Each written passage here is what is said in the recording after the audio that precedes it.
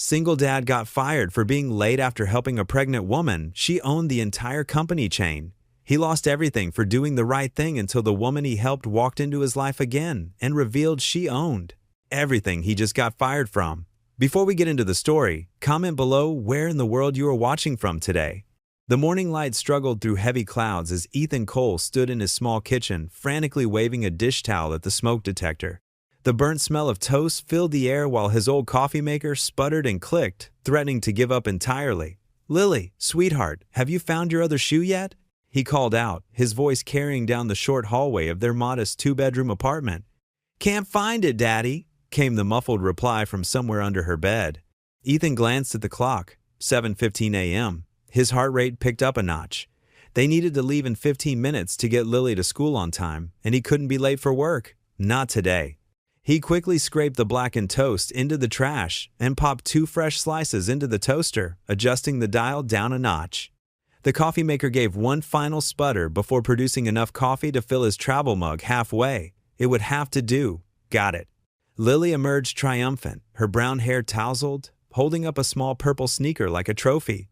Her other shoe was already on, though her sock was bunched up around her ankle. "That's my girl." Ethan smiled, kneeling to help her with the shoe. "Now, let's fix that hair, okay?" Lily sat at their small kitchen table while Ethan grabbed her brush and hair tie. His fingers had gotten better at making ponytails over the past 2 years, though Sarah had always made it look so effortless. The thought of his late wife sent a familiar ache through his chest, but he pushed it aside, focusing on the task at hand. Their apartment wasn't much: worn carpet, dated wallpaper, and furniture that had seen better days. But Ethan had done his best to make it feel like home. Lily's artwork covered the refrigerator, bright splashes of crayon and marker that brought life to the tired kitchen. Photos of happier times lined the walls. Sarah's smile frozen in time, Lily's first steps, family picnics and better days. The toaster popped, and this time the bread was perfectly golden. Ethan quickly spread peanut butter on both slices, cutting them diagonally just the way Lily liked. "Daddy, wait!" Lily called out as he started packing her lunch. She ran to her room and came back clutching a piece of paper. "I made this for you last night." Ethan took the drawing, and his throat tightened with emotion. There he was, rendered in crayon, wearing what looked like angel wings. Above the figure, in careful second-grade handwriting, were the words, "Daddy helps people." "See? Because you're always helping everybody," Lily explained proudly. "Like Mrs. Jenkins when her car wouldn't start, and Mr. Rodriguez when he needed help carrying his groceries." Ethan pulled his daughter into a tight hug, kissing the top of her head. "This is beautiful, sweetie. I'm going to keep it right here in my wallet." He carefully folded the paper and tucked it away, right next to the last photo taken of Sarah. His phone buzzed in his pocket. A text from Mr. Dempsey. "Don't be late for the meeting, corporate's visiting." Ethan's stomach tightened. The regional manager had been dropping hints about a possible promotion for weeks. With corporate visiting, this could be his chance to finally move up from delivery supervisor. The extra money would make such a difference. Maybe they could even move to a better apartment, one closer to Lily's school. "Okay, Munchkin, time to roll."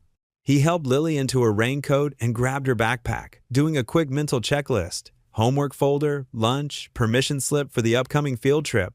"Can we have pizza tonight?" Lily asked, hopefully as they headed down the stairs to the parking lot. "We'll see how the day goes," Ethan replied, though his budget was already stretched thin. "But I promise I'll pick you up at 3 o'clock sharp." The rain was starting to fall harder now, drumming against the metal awning over the apartment building's entrance. They made a dash for his old pickup truck, their feet splashing through puddles. "Remember what Mom used to say about rainy days?" Lily asked as she climbed into the passenger seat. Ethan's hand paused on the key in the ignition. "That they're just God's way of watering his garden and making rainbows." Lily added with a grin, "That's right, kiddo." He started the engine, which coughed twice before turning over. The wipers squeaked across the windshield, fighting against the increasing downpour. As they pulled out of the parking lot, Ethan glanced at his daughter, her face pressed against the window as she watched the rain create rivers down the glass. She was so much like Sarah, the same gentle spirit, the same way of finding beauty in ordinary things. He'd do anything to give her the life she deserved, to make sure she never felt the absence of her mother too keenly. The pickup truck rumbled down the wet streets of their small Missouri town, past the familiar landmarks of their daily routine. The corner grocery where he worked, the park where they spent Sunday afternoons, the church where they'd said goodbye to Sarah 2 years ago. Lily hummed softly to herself, some tune from a cartoon show. While Ethan's mind raced through his upcoming meeting, he'd prepared thoroughly, reviewing delivery schedules and efficiency reports until his eyes burned. This promotion could change everything for them. They pulled up to Lily's elementary school, joining the line of parents dropping off their children. When it was their turn, Ethan leaned over to give Lily one more hug. "Have a great day, sweetheart. I'll see you at 3. Don't forget your angel." "Wings, Daddy!" Lily called out as she hopped down from the truck, her backpack bouncing as she ran through the rain to the covered walkway. Ethan watched until she disappeared inside the building, then checked his watch. He had just enough time to make it to work before the meeting. The rain hammered against the roof of his truck as he pulled away from the school, his daughter's drawing safely tucked in his wallet, a reminder of why every struggle was worth it. The wipers squeaked across Ethan's windshield as he guided his old pickup down the winding country road. Rain pelted the roof in a steady rhythm, matching the nervous tapping of his fingers on the steering wheel. The digital clock on his dashboard read 7:35 a.m., plenty of time to make the 8 meeting, as long as traffic cooperated. "Route efficiency improvements," he muttered to himself, rehearsing his presentation. "By adjusting delivery schedules to avoid peak traffic hours, we can reduce fuel costs by 17%. He paused, shaking his head. "No, keep it simple. Mr. Dempsey hates complicated numbers." The road ahead curved through farmland, empty fields stretching out on either side. Despite the gloomy weather, Ethan felt a flutter of hope in his chest. This meeting could change everything. After 2 years of scraping by on his supervisor's salary, a promotion would mean better hours, better pay, maybe even enough to move Lily into a house with a real backyard. Through the gray sheet of rain, a hazard light caught his attention. As he drew closer, he made out the shape of a car pulled onto the shoulder, its right rear tire visibly flat. A woman stood beside it, one hand protectively cradling her pregnant belly, while the other waved desperately at passing vehicles. Cars zoomed past her without slowing. Ethan's foot eased off the gas pedal. He glanced at the clock again. 7:40 now. Still time, but barely. The image of Mr. Dempsey's stern face flashed through his mind, along with his warning text, "Don't be late." The woman's face was pinched with worry as another car rushed past, spraying her with road water. She looked soaked to the bone. Lily's drawing fluttered on the passenger seat. Those carefully drawn angel wings, the wobbly letters spelling out, "Daddy helps people." His daughter's voice echoed in his mind. "You always say helping others matters more than anything, right, Daddy?" "Right," Ethan whispered, already turning on his blinker and pulling onto the shoulder. He grabbed his rain jacket from behind the seat and stepped out into the downpour. "Need some help?" he called, jogging over to her. Relief flooded her face. "Oh, thank goodness. I've been stuck here for 20 minutes. Her voice was soft and cultured, though strain showed around her eyes. "I hit a pothole, and now—" She gestured helplessly at the flat tire. "Let's get you fixed up," Ethan said, already kneeling to check the damage. "I'm Ethan, by the way." "Grace," she replied, hugging her arms around herself as another gust of wind drove the rain sideways. "I hate to trouble you, but I have an important appointment at 8:30, and my phone's dead, and nobody would stop." "No trouble at all," Ethan assured her, though his stomach clenched as he glimpsed the clock on his phone. 7:45. He kept his voice steady and calm. "Is it all right if I check your trunk for the spare?" Grace nodded gratefully, fumbling with her key fob. The trunk popped open, revealing a pristine spare tire and jack. At least, that was something. As Ethan worked, positioning the jack and loosening the lug nuts, Grace stood under her umbrella, alternating between anxious glances at her watch and concerned looks at him. "You're getting soaked," she fretted, "and I'm sure you have somewhere to be." "Nothing that can't wait," Ethan replied, though his hands moved faster. Water dripped from his hair into his eyes as he cranked the jack. "Doctor's appointment, you said?" "Yes." Her hand returned to her. "Belly. Just a checkup, but—" She trailed off, clearly not wanting to share more. "How far along are you?" Ethan asked, trying to keep her mind off the time as he wrestled with a particularly stubborn lug nut. A small smile touched her lips. 7 months. It's a boy. "Congratulations," Ethan said warmly, remembering how excited he'd been when Lily was on the way. "I have an 8-year-old daughter. Best thing that ever happened to me." Grace's expression softened. "You must be a wonderful father." Ethan focused on mounting the spare tire, blinking rain from his eyes. "I try my best," he said quietly. "Some days are harder than others. I can imagine." There was something knowing in her tone, but before she could say more, Ethan was tightening the last lug nut. "There you go," he said, standing up and wiping his hands on his soaked jeans. "That should get you to your appointment, but you'll want to get a proper tire as soon as possible." "I can't thank you enough," Grace said, reaching for her purse. "Please, let me give you something for your trouble." Ethan held up his hands, backing away. "No need. Just pay it forward sometime." Grace studied him for a long moment, her expression unreadable. "I won't forget this kindness," she said finally. "Not many people would stop to help a stranger these days." "Take care of yourself," Ethan said, already heading back to his truck. "And good luck with everything."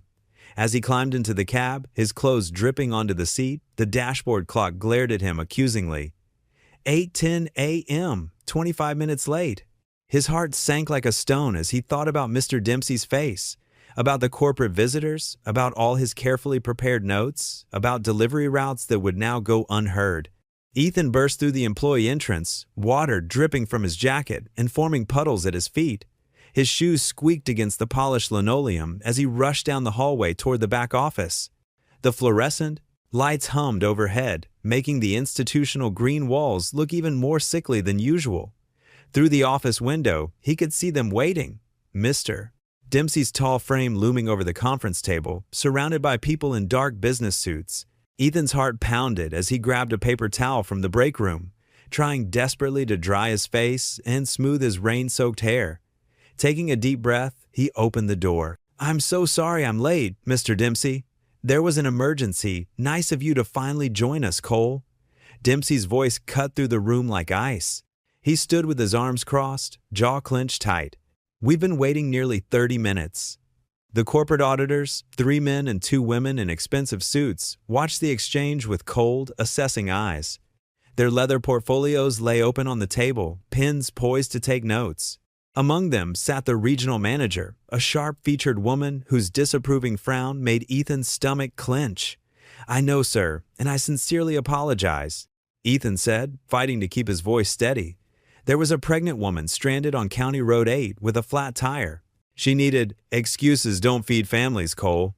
Dempsey's face reddened as he raised his voice. "Do you have any idea how this looks? We're here to discuss efficiency improvements, and you can't even show up on time." Several other employees stood awkwardly along the walls, their eyes fixed on the floor. Sarah, from accounting, nervously shuffled some papers. Tom, from receiving, suddenly became very interested in his coffee cup. "But sir, if you just let me explain." "What's to explain?" Dempsey gestured sharply at the corporate visitors. "These people flew in from Chicago for this meeting. Their time is valuable, unlike yours, apparently." The regional manager cleared her throat. "Mr. Dempsey, perhaps we should." "No, Miss Hamilton." Dempsey's tone grew even harder. "This is exactly the kind of irresponsible behavior that's been dragging down our numbers. Cole here thinks he can just waltz in whenever he pleases, making up stories about helping strangers instead of doing his job." Ethan felt his face burning. "They're not stories, sir. I couldn't just leave her there in the rain. She was pregnant, and enough." Dempsey slammed his hand on the table, making everyone jump. "You've been skating by on mediocre performance for months. Always just barely meeting quotas, always with some excuse about your personal situation." The words hit Ethan like physical blows. He thought about all the times he'd stayed late, all the extra routes he'd covered when other drivers called in sick, all the careful notes he'd prepared for this very meeting, now crumpled and damp in his pocket. "Mr. Cole," the regional manager spoke again, her voice professionally detached. "Your record shows multiple instances of tardiness over the past year. While the circumstances may be understandable, this pattern suggests a fundamental inability to meet the company's basic expectations." Dempsey's thin lips curved into a satisfied smile. "Couldn't have said it better myself, Miss Hamilton." He turned back to Ethan, straightening his tie. "Cole, you're fired. Clear out your locker and turn in your badge. Security will escort you out."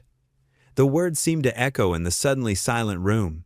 Ethan stood there, water still dripping from his clothes, unable to process what he'd just heard. "Fired? But my daughter, I have bills to—" "That's no longer our concern." Dempsey waved dismissively. "Jerry, please show Mr. Cole to his locker." The security guard, someone Ethan had shared lunch breaks with for 2 years, stepped forward reluctantly. "Come on, Ethan," he said softly. "Let's go." In a daze, Ethan followed Jerry down the hallway to the employee locker room. The metal door creaked as he opened it, revealing the familiar space where he'd kept his extra uniform, his daughter's drawings, and the photo of his late wife that had given him strength on difficult days. His hands trembled as he pulled out the cardboard box Jerry offered him. One by one, he placed his belongings inside. The coffee mug Lily had painted for him last Father's Day, his spare work shoes, the small magnetic calendar where he'd tracked his delivery routes. Other employees filtered in and out, avoiding his eyes, hurrying past with mumbled, "Sorry, man," or tough break comments. The sympathy in their voices only made it worse. When the locker was empty, Ethan closed it for the last time. The metal clang seemed to finalize everything. Jerry patted his shoulder awkwardly before leading him back through the building. The rain hadn't let up as Ethan stepped out into the parking lot, clutching his box of belongings. Water immediately began soaking through the cardboard, threatening to dissolve the last 2 years of his life. His truck sat alone at the far end of the lot, and each step toward it felt heavier than the last. He watched the building's reflection ripple in the puddles as he walked, seeing his dreams of stability and a better life for Lily dissolve just as quickly as the raindrops hitting the pavement. The rain had finally stopped, but dark clouds still hung low in the sky as Ethan's old pickup truck rumbled down familiar streets. His daughter's colorful drawing lay on the passenger seat, slightly crumpled from being stuffed in his box of belongings. The crayon-drawn angel wings seemed to mock him now. "Daddy helps people," written in Lily's messy 8-year-old handwriting. His knuckles were white on the steering wheel as he drove past the grocery store where he'd worked for the past 5 years.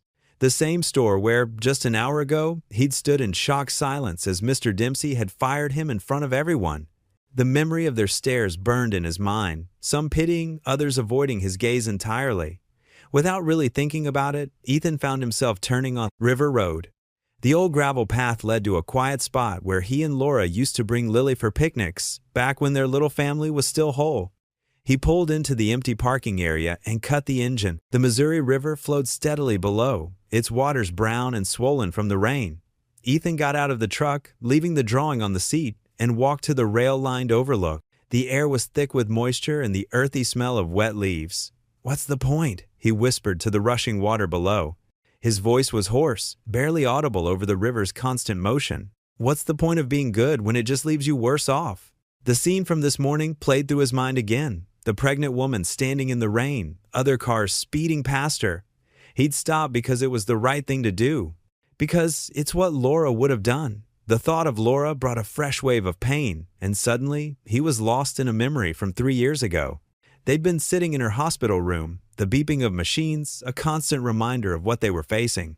Laura's hand had been so thin in his, but her grip was still strong. "Promise me something," she'd said, her blue eyes intense despite the illness that was stealing her away. "Promise you'll always do the right thing, no matter the cost. That's what makes life worth living, Ethan. That's what I want Lily to learn." He'd promised, of course. He'd have promised her anything in that moment. Back in the present, Ethan wiped moisture from his cheeks, rain or tears. He wasn't sure anymore. "I tried, Laura," he whispered to the river, to the clouds, to wherever she might be now. "I really tried." The sound of a passing car snapped him back to reality. He checked his watch. 2:30 p.m. Time to pick up Lily from school. He couldn't let her see him like this. Climbing back into the truck, his eyes fell on her drawing again. He carefully smoothed it out and tucked it into his jacket pocket, close to his heart. The elementary school playground was alive with activity when he pulled up. Lily's pigtails bounced as she ran to the truck, her purple backpack almost as big as she was. Her smile was like sunshine breaking through clouds. "Daddy!" She scrambled into her booster seat, already launching into a story about her day. "We learned about butterflies, and I got to feed the class hamster, and Jenny said she's having a birthday party next weekend." "That's great, sweetie," Ethan managed, trying to keep his voice steady as he drove them home. How was he going to tell her? How could he explain that Daddy had lost his job because he'd stopped to help someone? Their apartment felt smaller than usual when they walked in. Lily dropped her backpack by the door and headed straight for the kitchen. "Can we have mac and cheese for dinner?" "Sure, honey." Ethan followed her, grateful for the distraction of routine tasks. While the water boiled, Lily sat at their small kitchen table, working on her homework. "How was work today, Daddy?" she asked, not looking up from her math problems. Ethan's throat tightened. He stirred the macaroni with more force than necessary. It was hard today, sweetheart. Did you help lots of people?" The innocent question hit him like a punch to the gut. "Yeah," he said softly. "I tried to." Later that evening, they sat together on their worn couch, watching one of Lily's favorite cartoon shows. She'd changed into her butterfly pajamas, and her head was growing heavy against his shoulder. Ethan held her drawing in his hands, studying every crayon stroke, every smudge and imperfection that made it perfect. Lily's breathing had grown deep and regular. She was asleep. Ethan looked down at his daughter's peaceful face, so much like her mother's. The weight of everything he wasn't telling her pressed against his chest, heavier than any box of groceries he'd ever lifted.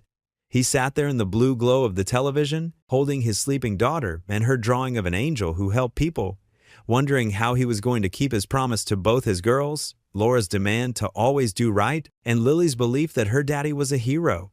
The morning sunlight filtered through the worn curtains of their small kitchen as Ethan sat at the scratched wooden table, his laptop open before him, the gentle clicking of keys mixed with the sizzle of eggs on the stove, and Lily's animated chatter about her upcoming school play. "And Mrs. Peterson says, I get to be the tree that talks," Lily exclaimed, swinging her legs under the table as she colored another picture. "Did you know trees could talk, Daddy?" Ethan managed a genuine smile despite the knot in his stomach. "In plays, anything's possible, sweetheart." He turned back to the screen, scrolling through another job listing that required minimum 5 years management experience. His shoulders slumped slightly. "Can you help me practice my lines after school?" Lily asked, her crayon moving in broad strokes across her paper. "Of course, honey." Ethan stood to flip the eggs, trying to keep his voice light. "But first, we need to get you ready for school. How about some breakfast?" As he slid the eggs onto a plate, his phone buzzed on the counter. An unknown number. Usually, he'd let it go to voicemail, but with job applications out everywhere, he couldn't risk missing an opportunity. "Hello?" he answered, trying to sound professional. "Is this Ethan Cole?" A woman's voice, familiar but not immediately placeable. "This is Grace Whitmore, the woman you helped yesterday with the flat tire?" Ethan's hand tightened on the phone. "Oh, yes. Hello, Mrs. Whitmore." "Please, call me Grace," she said warmly. "I've been thinking about your kindness yesterday, especially after I made it to my appointment on time. I'd really like to thank you properly." "That's really not necessary," Ethan replied, watching as Lily carefully arranged her crayons. "By color. Anyone would have done the same." "But they didn't," Grace countered gently. "I watched at least 12 cars drive past before you stopped." "Please, let me at least buy you a coffee." Ethan shifted uncomfortably. "I appreciate the offer, but I insist," Grace interrupted, her tone friendly but firm. "I know a lovely little diner on Oak Street, Marie's. Could you meet me there tomorrow morning?" Pride warred with practicality in Ethan's mind. He didn't want charity, but networking could lead to job opportunities, and something in Grace's voice suggested she wouldn't take no for an answer. "Daddy, my eggs are getting cold." Lily called out, breaking his internal debate. "Just a moment, sweetheart." He covered the phone briefly, then returned to the call. "Tomorrow morning would be fine, after I drop my daughter at school. Around 8:30? "Perfect," Grace replied, sounding pleased. "I'll see you then, Ethan. And thank you again." After hanging up, Ethan served Lily her breakfast, watching as she drowned her eggs in ketchup, a habit that would have made Laura cringe and laugh at the same time. The memory brought a bittersweet smile to his face. "Who was that on the phone?" Lily asked between bites. "Remember when Daddy stopped to help someone yesterday?" Ethan sat down with his own plate. That was her calling to say thank you. Lily's face lit up. "See, just like my drawing. You're helping people, Daddy." "I suppose I am, kiddo." Ethan reached over to ruffle her hair, earning a giggle. "Now, finish your breakfast. We need to get you to school on time." As he packed Lily's lunch, her words echoed in his mind. The drawing still sat on the counter where he'd left it last night, those crayon angel wings a reminder of his daughter's unwavering faith in him. Maybe there was something to be said for keeping that faith, even when life threw curveballs. The morning routine continued, teeth brushing, hair combing, backpack checking. Through it all, Ethan's mind occasionally drifted to tomorrow's meeting. He wasn't comfortable accepting thanks for what he considered basic human decency, But Grace's insistence had been hard to refuse. As he helped Lily tie her shoes, she looked up at him with Laura's eyes. "Are you going to help more people today, Daddy?" "We'll see, sweetheart," he replied, double knotting her laces.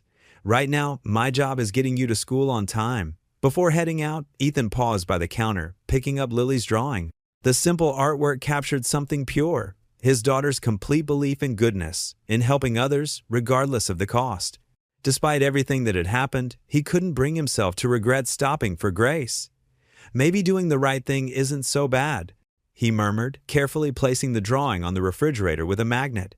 "Come on, Daddy," Lily called from the door, her backpack bouncing as she jumped impatiently. "We're going to be late." Ethan grabbed his keys, his daughter's enthusiasm infectious. Whatever tomorrow's meeting might bring, today he had a little girl who believed in him, and sometimes that was enough to keep going. The morning air was crisp as Ethan pulled into the parking lot of Annie's Diner, a humble establishment on the outskirts of town. The neon open sign flickered weakly in the early light, and through the windows, he could see the usual morning crowd of truckers and early shift workers hunched over their coffee cups. He was 15 minutes early, a habit he couldn't shake even after losing his job. His worn pickup truck looked out of place among the newer vehicles, but he'd learned long ago not to let such things bother him. Straightening his collar in the rearview mirror, he took a deep breath and stepped out into the cool morning air. Inside, the diner smelled of fresh coffee and bacon. Sally, the veteran waitress who seemed as much a fixture as the chrome counter itself, gave him a warm nod as he slid into a corner booth. The vinyl seat squeaked beneath him, and he absently smoothed the laminated menu with nervous hands. "Just coffee for now," he told Sally when she approached. "I'm waiting for someone." The bell above the door chimed at exactly 9 o'clock. Grace Whitmore entered, and the entire atmosphere of the humble diner seemed to shift. She wore a camel-colored coat that, even to Ethan's untrained eye, whispered of expensive taste. Her dark hair was pulled back in a sleek ponytail, and despite her advanced pregnancy, she moved with natural grace. Their eyes met, and she smiled warmly, making her way to his booth. Ethan stood quickly, another ingrained habit, and waited until she was seated before sitting back down. "Mr. Cole," she said, extending her hand. "Thank you for meeting me. Please, just Ethan," he replied, shaking her hand. Her grip was firm but gentle. Sally appeared with his coffee and raised an eyebrow at Grace. "What can I get you, hun?" "Herbal tea, if you have it," Grace replied, "and maybe some toast." After Sally left, Grace turned her full attention to Ethan. "I wanted to thank you properly for what you did the other day. Not many people would stop in that weather." Ethan shifted uncomfortably in his seat, his coffee cup warming his hands. Any decent man would have stopped. You needed help, that's all there was to it. But they didn't stop, did they? Grace's eyes were kind but intense. "I watched at least 10 cars pass by before you came along, and you were clearly on your way somewhere important." Ethan's throat tightened slightly at the memory. He shrugged, trying to keep his voice light. "Well, sometimes being late is worth it if it means helping someone." Grace's tea arrived, and she wrapped her hands around the mug, mirroring his posture. "Speaking of which, how did your employer take your tardiness?" Something in her tone made Ethan look up sharply. Her expression was carefully neutral, but her eyes held genuine concern. He considered deflecting, but decided honesty was the better choice. They actually let me go," he admitted, studying the coffee rings on the table. "It was an important meeting with corporate visitors. Bad timing, I guess." Grace's sharp intake of breath made him look up again. Her face had gone pale, and one hand moved protectively to her rounded belly. "Oh no," she whispered.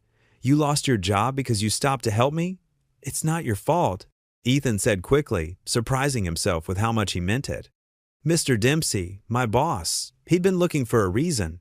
I was probably on borrowed time anyway." But still, Grace's voice was strained. "You have responsibilities? Family, perhaps?" Ethan thought of Lily's drawing, still carefully preserved in his jacket pocket. "My daughter," he said softly. "She's 8. Grace's eyes filled with tears, and she blinked them away quickly. "Please, let me help. I have connections. I could—" "No," Ethan cut in, gentle but firm. "I appreciate the offer, truly, but I'll find something else. I always do." "You're very proud, aren't you?" Grace observed, but there was no judgment in her voice. Not proud, Ethan corrected. Just. I believe we get what we earn in this life, and I've always managed to earn enough. Grace studied him for a long moment, her tea growing cold between her hands. There was something in her expression he couldn't quite read, a mixture of admiration and something else, something that looked almost like determination. Sometimes, she said finally, good people deserve good turns, Mr. Cole, whether they ask for them or not. Ethan smiled politely, not quite sure how to respond to that. He watched as she reached for her purse, but he quickly pulled out his own wallet. Please, he said, let me get this. You really are something else, Grace said, shaking her head with a small smile. She stood carefully, adjusting her coat. Thank you for meeting me, Ethan. And thank you again for your help that morning. It meant more than you know. Ethan nodded, standing as well. Take care of yourself, Mrs. Whitmore, and congratulations again on the baby. She gave him one last thoughtful look before turning and walking out of the diner, her elegant coat swishing softly as she went. Through the window, Ethan watched her climb into a sleek black car that had pulled up to the curb. Grace's heels clicked against the polished marble floor as she made her way through the gleaming lobby of Whitmore Holdings. The modern glass building stretched 40 stories into the sky, its windows reflecting the morning sun like mirrors. Her assistant, Jenny, hurried to meet her at the elevator, tablet in hand. Good morning, Miss Whitmore, Jenny said, falling into step beside her. How was your morning meeting? Grace touched her pregnant belly, a small smile playing on her lips. Eye-opening, Jenny. Very eye-opening. The elevator whisked them to the top floor, where Grace's father had once presided over their family's business empire. Now, just 3 months after his passing, it was her responsibility. The weight of it pressed heavily on her shoulders, especially today. They walked past the reception area, where Whitmore Holdings was mounted in brass letters on the wall, with parent company of Freshmart stores written beneath in smaller text. Grace paused, studying the words as if seeing them for the first time. Jenny, she said, entering her spacious corner office, please pull up everything we have on an employee named Ethan Cole. He worked at store 471 until yesterday morning. Her assistant's fingers flew across the tablet right away. Grace settled behind her father's old desk, her desk now, and gazed at the photo of him that sat in a silver frame. He'd always taught her that true leadership meant taking care of your people. What would you do, Dad? She whispered.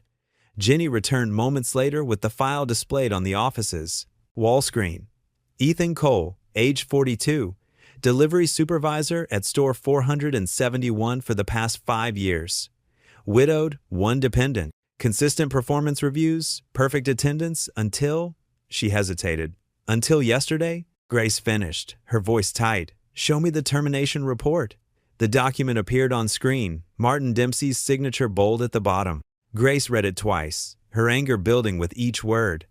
The report was cold, clinical. Terminated for gross tardiness and insubordination. Subject arrived 25 minutes late to mandatory meeting with corporate representatives.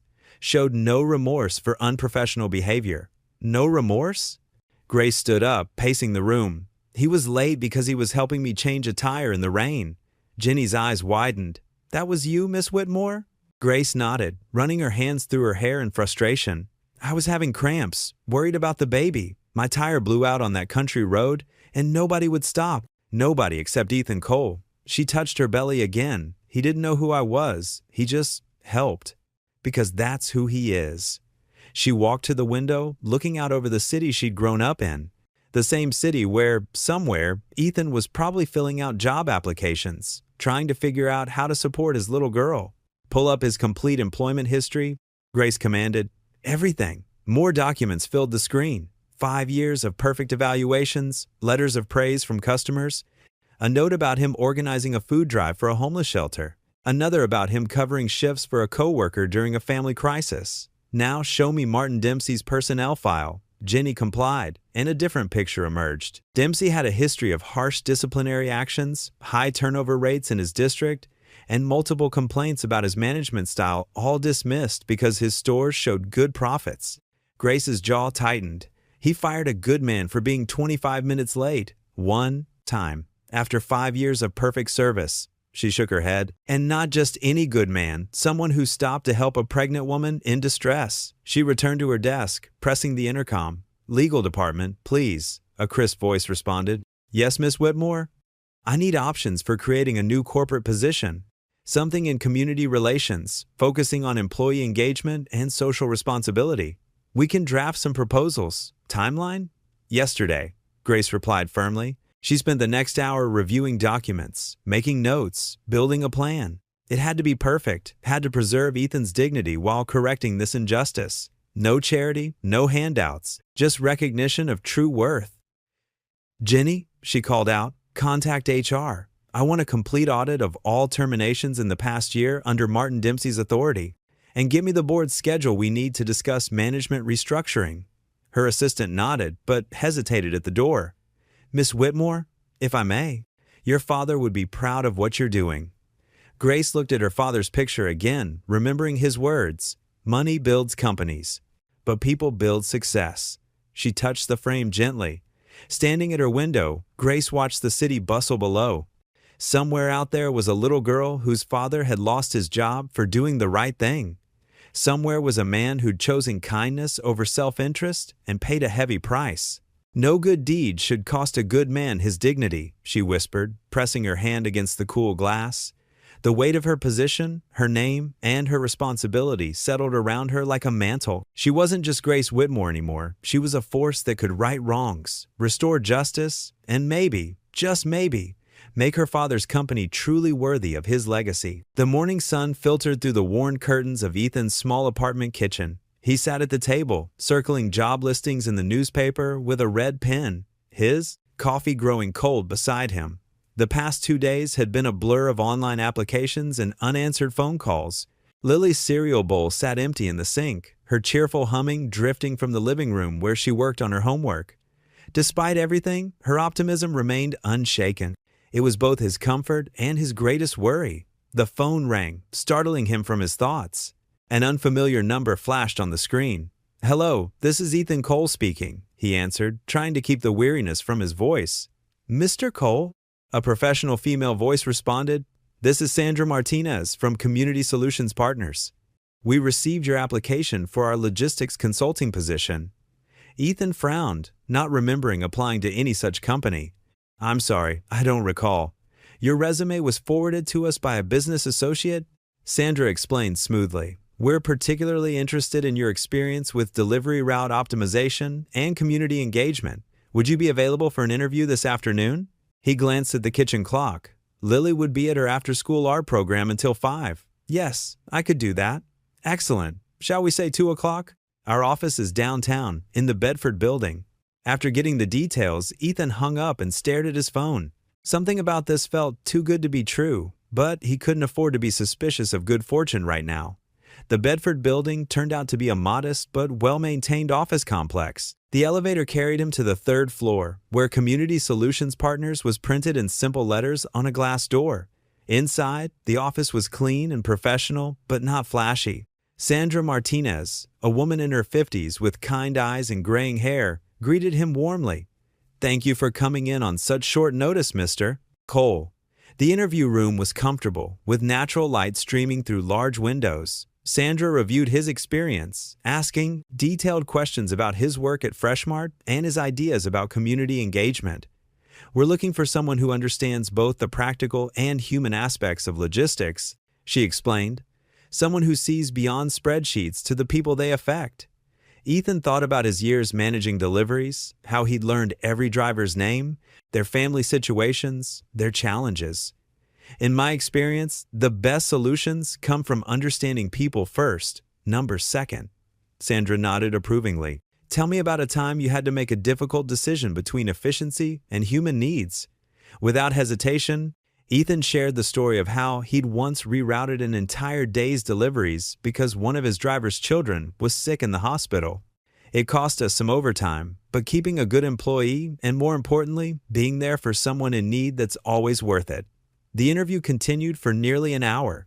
Sandra seemed particularly interested in his community involvement and his approach to problem solving. When they finished, she smiled warmly.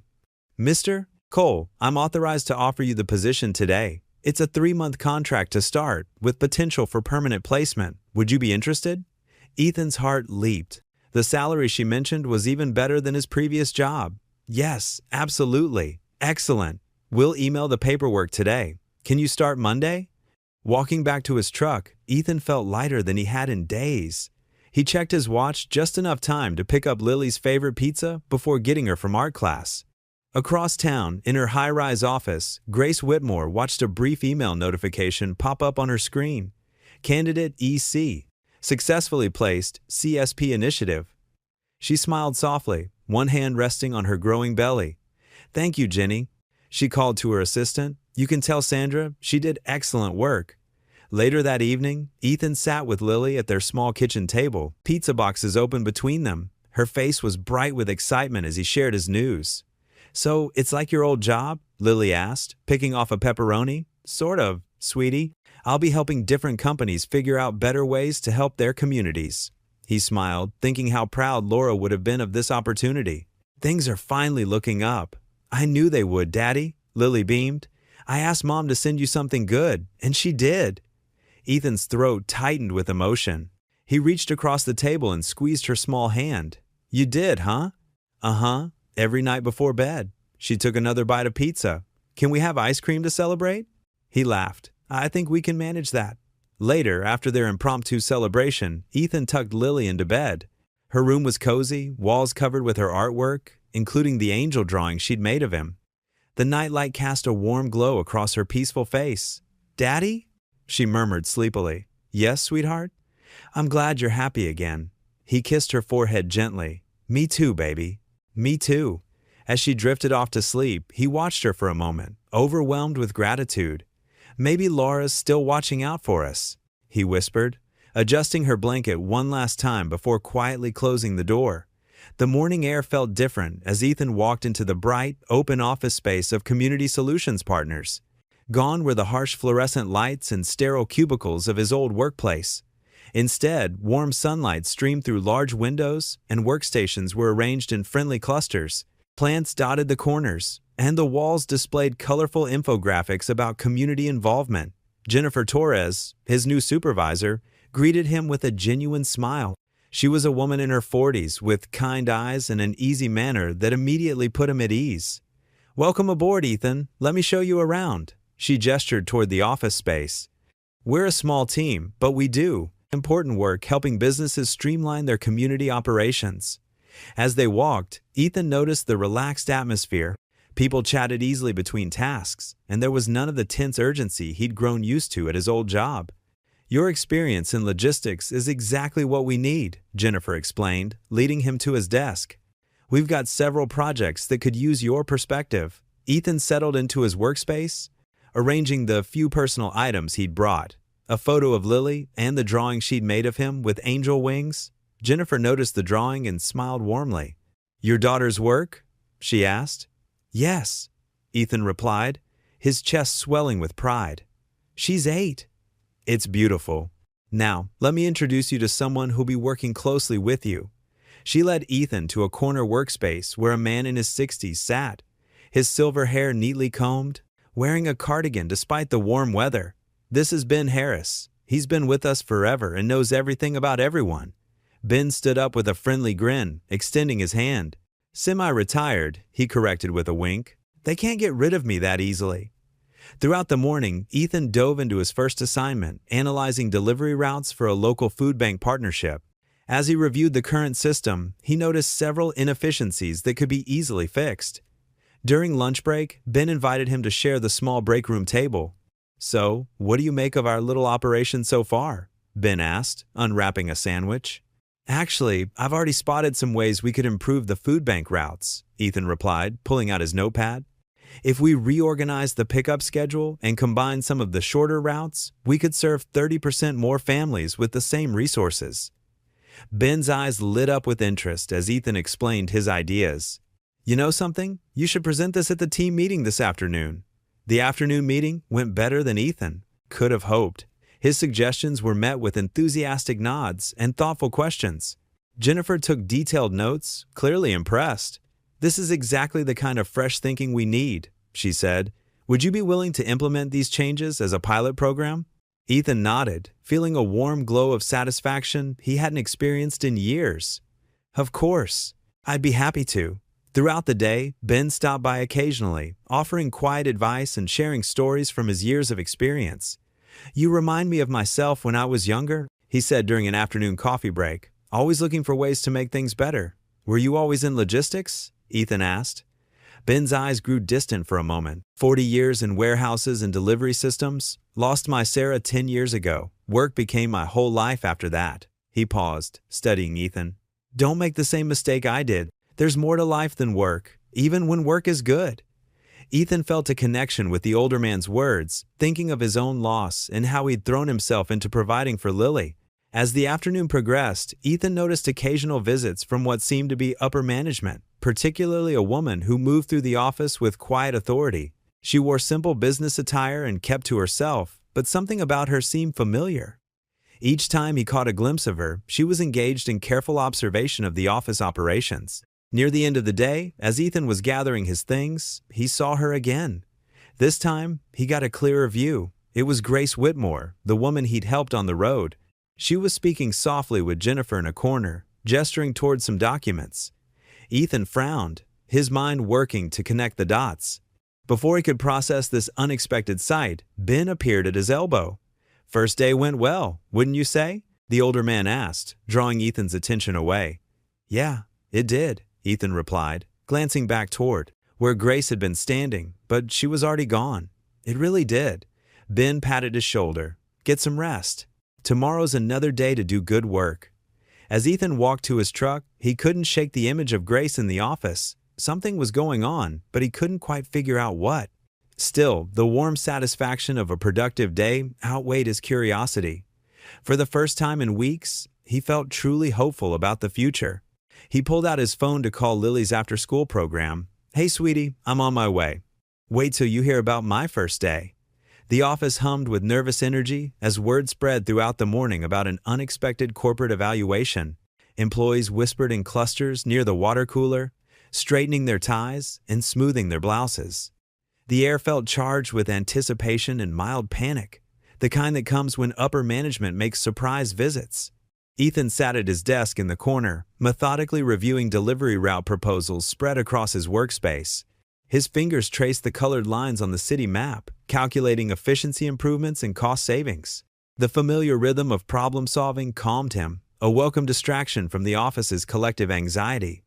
When the elevator doors opened with their familiar chime, he glanced up out of habit. His heart skipped a beat as Grace stepped out, her heels clicking confidently against the polished floor. She was dressed in a sleek navy suit that commanded immediate respect, her pregnancy more visible now beneath the tailored jacket. A leather portfolio was tucked under her arm, and she wore the practiced, neutral expression of a seasoned corporate auditor, distant, analytical, professionally untouchable. But Ethan knew better. He could see the subtle tension in her shoulders, the way she held her chin just a fraction higher than usual. This was Grace in full executive armor, playing a role she'd perfected over years of boardroom battles. Their eyes met across the bustling office space, past the maze of cubicles and busy colleagues. Grace's composed facade cracked for just a moment, like ice beginning to thaw. She fought back a smile, her lips twitching with barely contained amusement. Ethan shook his head slightly, understanding dawning on his face as the pieces clicked into place. Of course, it was her. He should have seen this coming. Jennifer hurried over from her desk, her nervous energy palpable as she smoothed her blazer and checked her hair in the reflection of a nearby computer screen. She greeted the supposed auditor with the kind of eager professionalism reserved for corporate visits. "Welcome to our facility. We're absolutely honored to have you here to evaluate our pilot program. I hope your flight was comfortable." "Thank you for your warm welcome," Grace replied formally, her voice carrying the crisp authority of someone accustomed to commanding rooms full of executives. Though her tone was perfectly professional, her eyes sparkled with barely concealed amusement. "I'd like to start by speaking with your new logistics consultant. I understand he's been making quite an impression." At his desk, Ethan stood up slowly as they approached, his chair rolling back slightly. He straightened his tie, a simple blue one Lily had picked out because she said it matched his eyes. The irony of the situation wasn't lost on him. Here was the woman whose life he'd helped change, now pretending to be a stranger, evaluating his work. Jennifer made the introductions with obvious pride, completely unaware of their previous connection. Her voice carried the enthusiasm of someone showing off their department's prize recruit. This is Ethan Cole, our newest team member. He's already making quite an impact with his innovative approaches to logistics efficiency. His ideas about community outreach have really impressed everyone. Is that so? Grace asked, extending her hand with corporate precision. Her fingers were warm against his, and for just a moment, her professional mask slipped. The handshake lingered a beat longer than necessary. The moment Jennifer stepped away to gather some files, they both burst into quiet laughter, the kind of suppressed giggles that happen in libraries or church services. Ethan covered his mouth with his hand, his shoulders shaking slightly.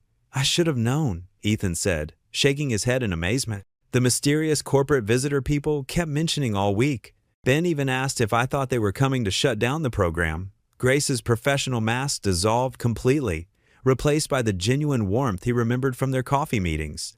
Her whole posture relaxed, shoulders dropping from their rigid corporate stance. "I had to see how you were settling in.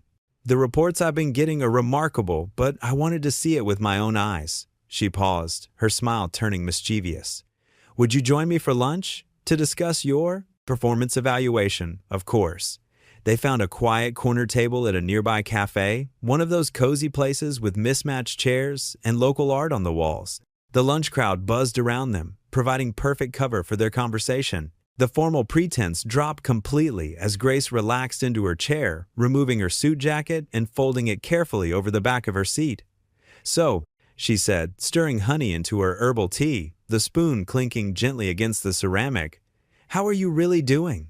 And I want the truth, not the corporate-friendly version." Ethan considered the question carefully, rolling his napkin between his fingers. Through the window beside them, he could see people hurrying along the sidewalk, each lost in their own daily struggles and triumphs. "It's different. Good, different. The work actually matters here. We're not just pushing numbers around on spreadsheets or trying to squeeze an extra dollar out of delivery routes.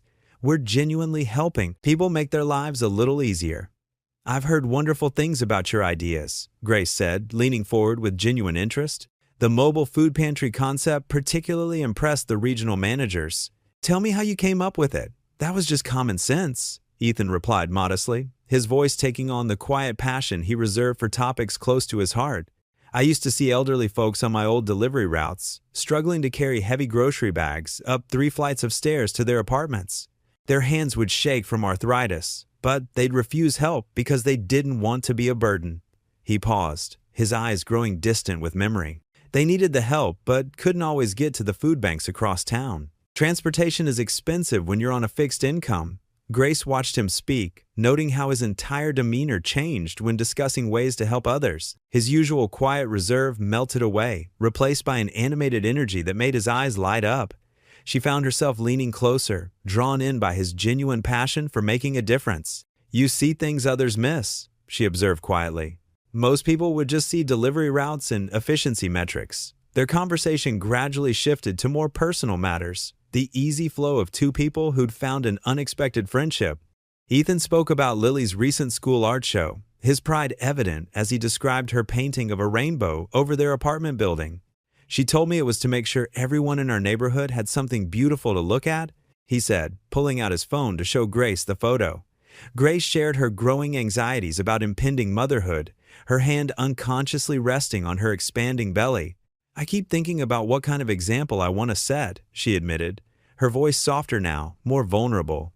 "My father built this company on strong values, treating employees like family, serving communities, not just shareholders. But somewhere along the way, we lost sight of that. I'm afraid I've lost sight of who I wanted to be." "It's never too late to course correct," Ethan said gently, his voice carrying the quiet wisdom of someone who'd faced his own crossroads. "Look at me starting over at 42 with an 8-year-old daughter, no safety net, and more questions than answers.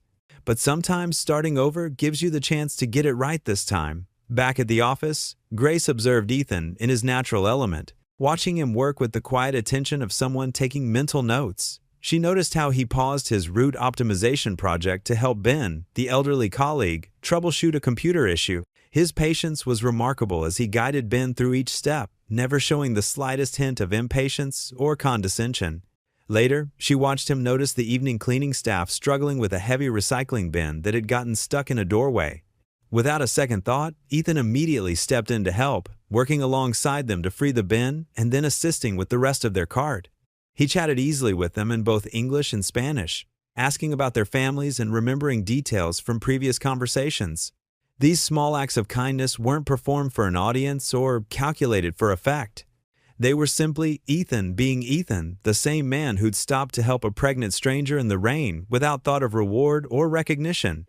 Grace found herself thinking of her father, remembering how he used to know every employee's name, how he'd roll up his sleeves to help in the warehouse during busy seasons. Throughout the afternoon, they found themselves naturally gravitating toward each other during group discussions about supply chain improvements and community partnership opportunities. Their dynamic was comfortable and collaborative, marked by shared glances of understanding when someone made a particularly insightful point and half-hidden smiles when the conversation took an amusing turn. There was no hint of romance or impropriety, just the quiet recognition of two kindred spirits who understood each other's values. As the workday drew to a close and the office began to empty, Grace prepared to leave. She gathered her portfolio and slipped her suit jacket back on, transforming once again into the polished executive who'd arrived that morning.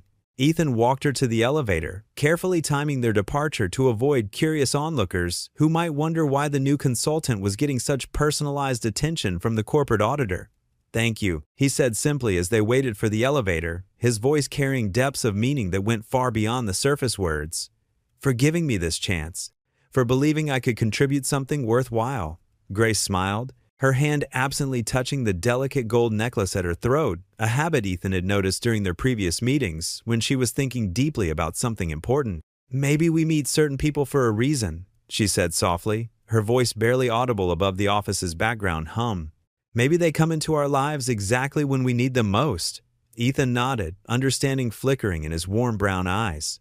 The elevator arrived with a soft ding, and as the doors began to slide open, he added quietly, "Maybe we're all part of each other's lessons, helping each other find our way back to who we're supposed to be." As Grace stepped into the elevator and the doors closed between them, both carried with them the comfortable certainty that their paths would continue to interweave in ways neither of them could yet fully imagine. Sunlight dappled through the maple trees at Harrison Park, casting dancing shadows on the calm pond water. Ethan sat on a weathered wooden bench, watching Lily toss bits of bread to an eager group of ducks. Her giggles echoed across the water as the birds waddled and quacked, competing for each morsel. "Not too close to the edge, sweetheart," Ethan called out, smiling at his daughter's joy. These Saturday morning duck feeding sessions had become their special ritual since Laura passed. Something about the peaceful routine helped heal both their hearts. "Daddy, look, the baby duck got some." Lily bounced on her toes, her pink sneakers getting slightly muddy at the water's edge. A familiar voice came from behind them. "Mind if I join you?" Ethan turned to find Grace standing there in casual weekend clothes, jeans and a loose sweater that draped softly over her growing belly. She looked different outside the office, more approachable somehow. "Grace!" Lily exclaimed before Ethan could respond. "Do you want to feed the ducks with us? We have extra bread." "I'd love to," Grace said, easing herself onto the bench beside Ethan. "I was just in the neighborhood and saw you both here." Ethan raised an eyebrow. "Just in the neighborhood?" The park was a good 20 minutes from the city center. Grace's cheeks colored slightly. "Well, maybe I needed a break from endless paperwork. This seemed like a nicer way to spend a Saturday morning." Lily rushed over and thrust a piece of bread into Grace's hands. "Here." The mama duck likes the small pieces best. As Grace tore the bread into tiny bits, Lily settled cross-legged at their feet, pulling her ever-present sketchbook from her little backpack. "Want to see my drawings? I made lots of new ones." "I'd love to," Grace said warmly, leaning forward despite her belly making it awkward. Lily flipped through pages filled with crayon drawings. Their cat sleeping in a sunbeam, the view from her bedroom window, stick figures of her and her dad at the grocery store. Then she paused at a page that made Ethan's throat tighten. It showed 3 figures, a tall man, a small girl, and a woman with wings and a halo. "That's me and Daddy," Lily explained matter-of-factly, "and that's Mommy in heaven, watching us." Grace's hand found Ethan's arm and squeezed gently. "It's beautiful, Lily. Your mom must be so proud of your artwork." "Daddy says she was good at drawing, too. He keeps all her old sketches in a special box." Lily turned another page. "This is our house, and our neighbor Mrs." Peterson, and her funny dog. As Lily continued showing her art, Grace glanced at Ethan. His eyes were fixed on the pond, but she could see the emotion he was trying to contain. "How long?" she began softly. 2 years next month, he answered, still watching the water. "Cancer. It happened so fast. By the time they caught it." He shook his head. "I'm so sorry," Grace whispered. The hardest part was explaining it to Lily. How do you tell a 6-year-old that her mom, he swallowed hard. But kids are amazing, you know? They have this capacity for hope that adults sometimes lose. Lily taught me how to keep going, keep believing things would get better. A comfortable silence fell between them, broken only by Lily's running commentary about her drawings and the occasional splash from the pond. "What was she like?" Grace asked finally. "Laura?" A genuine smile crossed Ethan's face. "She was light. That's the best way I can describe her. She could walk into a room and just make everyone feel better, more hopeful. She volunteered at the Children's Hospital, drew pictures for the kids there, said everyone deserves a reason to smile." "Like father, like daughter," Grace observed, watching Lily sketch another duck. "She'd have loved you," Lily piped up suddenly, making both adults start. "Mommy always liked kind people. And you're kind. You smile with your eyes, just like she did." Grace blinked rapidly, touched by the child's simple wisdom. She watched as Ethan pulled Lily into a quick hug, kissing the top of her head. "You've done an amazing job with her," Grace said softly when Lily returned to her drawing. "It couldn't have been easy, doing it alone." "Some days are, harder than others," Ethan admitted, "but we have faith. Laura always said that as long as we remember to be kind, to help others when we can, good things will find their way back to us." He smiled. "Though I admit, I questioned that theory the day I got fired." "And now?" Grace asked. "Now?" He looked at her thoughtfully. "Now, I think maybe she was right after all." A duck waddled close to Lily, making her laugh in delight. She offered it a piece of bread, then carefully began sketching its features in her book. "She has such a gentle soul," Grace observed, one hand resting on her belly. "You both do. It's rare to find that these days, people who help others without expecting anything in return." "The world's not as dark as people think," Ethan said. "Sometimes we just need to be reminded of the good in it." They spent another hour at the park, talking easily about everything and nothing. Lily showed Grace how to make the perfect-sized bread pieces for the ducks, and Grace taught Lily how to draw simple flowers in the margins of her sketchbook. When the bread was gone and the sun climbed higher in the sky, they knew it was time to part ways. As Ethan helped Grace to her feet, Lily wrapped her arms around Grace's legs in an impulsive hug. "Will you come feed the ducks with us again?" she asked hopefully. "I'd like that very much," Grace replied, smoothing Lily's hair. As Ethan gathered their things, Grace stood for a moment watching father and daughter together. She placed a hand on her rounded belly, feeling a flutter of movement within. "You're lucky, little one," she whispered. "The world still has good men."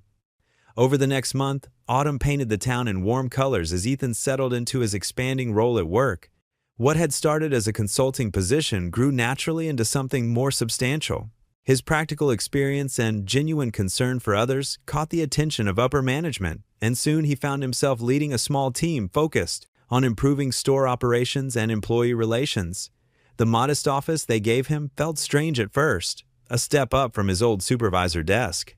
A few personal touches made it feel more like home. Lily's drawing of him with angel wings, proudly framed on the wall, and a small photo of Laura on his desk, her smile still brightening his darkest days. His team consisted of 5 people, each bringing their own strengths to the table.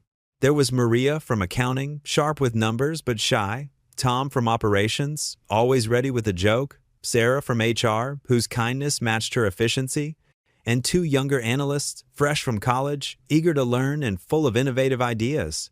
Grace made periodic visits to various store locations, though few recognized her as the CEO. She preferred to observe quietly, dress simply, blending in with the regular corporate visitors. Her growing belly made these incognito trips increasingly challenging, but she persisted, drawn to watching how Ethan's influence spread through the organization. During one such visit, she witnessed firsthand how Ethan handled a delicate situation. Martha Wilson, a 65-year-old cashier who'd worked at Freshmart for over 2 decades, was struggling with the new digital payment system. The local manager was pushing for her termination, citing efficiency concerns. Ethan happened to be there that day, reviewing store procedures. He overheard Martha's distress in the break room and approached her gently. "Mrs. Wilson, I'm Ethan Cole. Mind if we talk for a minute?" Grace watched from near the dairy section, pretending to check inventory reports, as Ethan sat with Martha for over an hour. He listened to her stories about her grandchildren, about her late husband who'd worked in the same store, about her fears of not being able to pay her mortgage if she lost this job. Instead of simply accepting the situation, Ethan developed a solution. He worked with his team to create a buddy system, pairing experienced cashiers with those who needed extra support with new technology. Martha's decades of customer service experience made her an ideal mentor for new hires, teaching them the personal touch that no computer could replace. The program was an immediate success. Customer satisfaction scores rose, and employee turnover dropped. Other store managers began requesting similar initiatives, and soon Ethan's team was developing training materials for the entire district. Grace noticed other small changes too. Ethan instituted a community corner in each store he oversaw, a bulletin board where local families could post needs or offers of help. He encouraged managers to donate near-expiration food to local shelters instead of throwing it away. His team created a simple system for employees to swap shifts easily, making it easier for parents to attend their children's school events. One Tuesday afternoon, Grace stopped by Ethan's office unannounced. She found him on the phone, talking softly with someone about flexible scheduling options. When he hung up, he explained it was a single mother struggling to balance work with her son's medical appointments. "You know," Grace said, settling carefully into a chair, her pregnancy making every movement more deliberate now. "When I first created this position, I wasn't sure exactly what it would become." Ethan smiled modestly. "Sometimes the best plans are the ones that grow naturally." "Like your community initiatives," Grace nodded.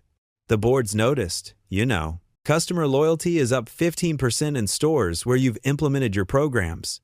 "It's not really about the numbers," Ethan said, then caught himself. "Though I'm glad they're good," Grace laughed. "That's exactly why it works. Because for you, it's about the people first." Later that week, Grace sat in her executive office, reviewing the latest quarterly reports. The numbers told a clear story. Stores under Ethan's influence were outperforming others, not just in customer satisfaction, but in employee retention and even profit margins. Kindness, it seemed, was good business. She pressed the intercom button. "Susan, please schedule a full board meeting for tomorrow morning, and bring me all the files on our current community outreach programs." Her assistant appeared in the doorway moments later, notepad ready. "Any particular focus for the meeting, Miss Whitmore?" Grace stood up slowly, one hand resting on her belly as she walked to the window. The late afternoon sun caught the changing leaves outside, making them glow like embers. She thought about Martha Wilson, still greeting customers with a warm smile, about the single mother who wouldn't have to choose between her job and her child's health, about Ethan, who never sought recognition but whose quiet influence was transforming the company one small act of kindness at a time. "Yes," she said firmly. "Tell them we're going to discuss the future of Freshmart. It's time to make some changes."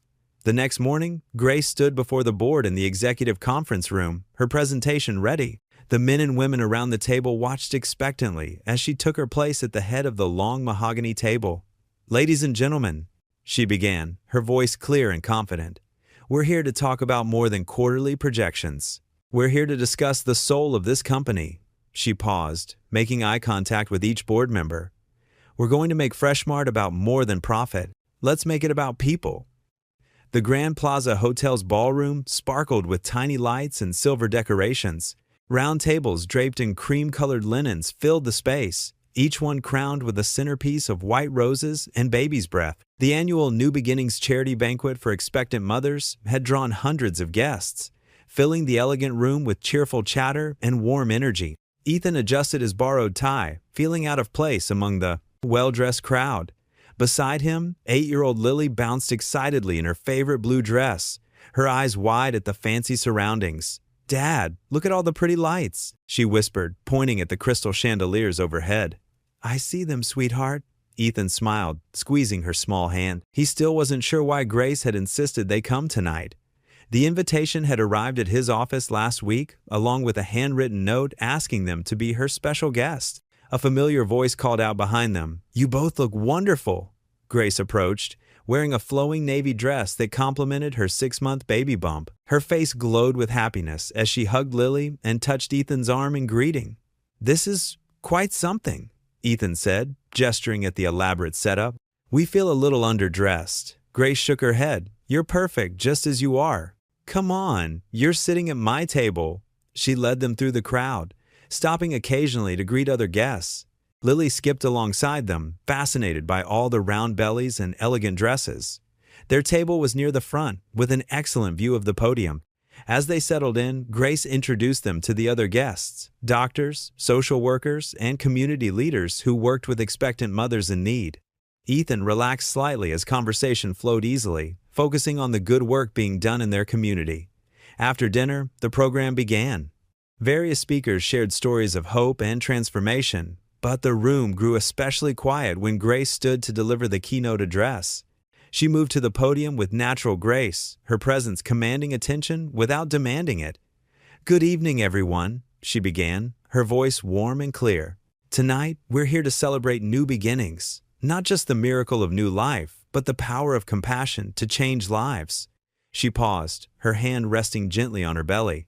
"I'd like to share a story with you about kindness and how one simple act can ripple out to touch countless lives." Ethan's heart skipped a beat as Grace described that rainy morning, the flat tire, the mounting panic, and the stranger who stopped when no one else would. She didn't name him, but her words painted a vivid picture of that day. "This man," she continued, "had every reason to drive past. He was late for an important meeting, the rain was getting worse, but he chose to stop to help a stranger in need." Her voice grew soft with emotion. "What he didn't know was that I had a high-risk pregnancy, and missing that doctor's appointment could have been dangerous for my baby." Lily grabbed Ethan's hand under the table, her eyes shining with pride. Around them, people listened intently, some dabbing at their eyes. "That man lost his job that day because he stopped to help me," Grace revealed, causing murmurs of dismay through the crowd. "But his kindness didn't just save my appointment. It reminded me what truly matters in this world. It showed me the kind of person I wanted to be, the kind of company I wanted to lead, and the type of world I want my child to grow up in." She took a deep breath, her eyes finding Ethan's in the crowd. "That man is here tonight, and I'd like him to stand. Ethan Cole, would you please rise?" The spotlight found him as he slowly stood, his cheeks flushing. Lily bounced up beside him, beaming with pride. "This is the man who taught me that true success isn't measured in profits or promotions, but in the lives we touch and the kindness we share." Grace's voice carried clear emotion now. His 8-year-old daughter drew him with angel wings, and she was right. Sometimes angels wear rain-soaked work clothes and drive old pickup trucks. The room erupted in applause. Ethan stood there, overwhelmed by the moment, as Lily hugged his waist tightly. For the first time since losing his job, he felt completely proud of his choice that morning. The tears in his eyes matched those he saw in many faces around the room. After the ceremony, guests mingled in the hotel's garden terrace. Fairy lights twinkled in the trees, creating a magical atmosphere. Lily twirled under the lights, her dress spinning like a blue flower. Grace found Ethan watching his daughter from a quiet corner. She joined him, both of them content to share the peaceful moment. "Thank you," Ethan said simply, his voice still rough with emotion. "Not just for tonight, but for everything." Grace smiled softly, watching Lily dance. "Thank you for reminding me what matters." Sometimes we all need someone to show us the way back to who we really are. They stood in comfortable silence, the fairy lights casting a gentle glow around them.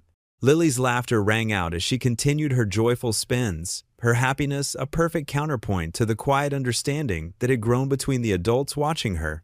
The evening air was cool but not cold, carrying the sweet scent of nearby flowering jasmine. Around them, other guests chatted and laughed, but this corner of the garden felt like their own peaceful world, a moment of pure contentment captured in the soft glow of twinkling lights. Martin Dempsey's morning routine never varied.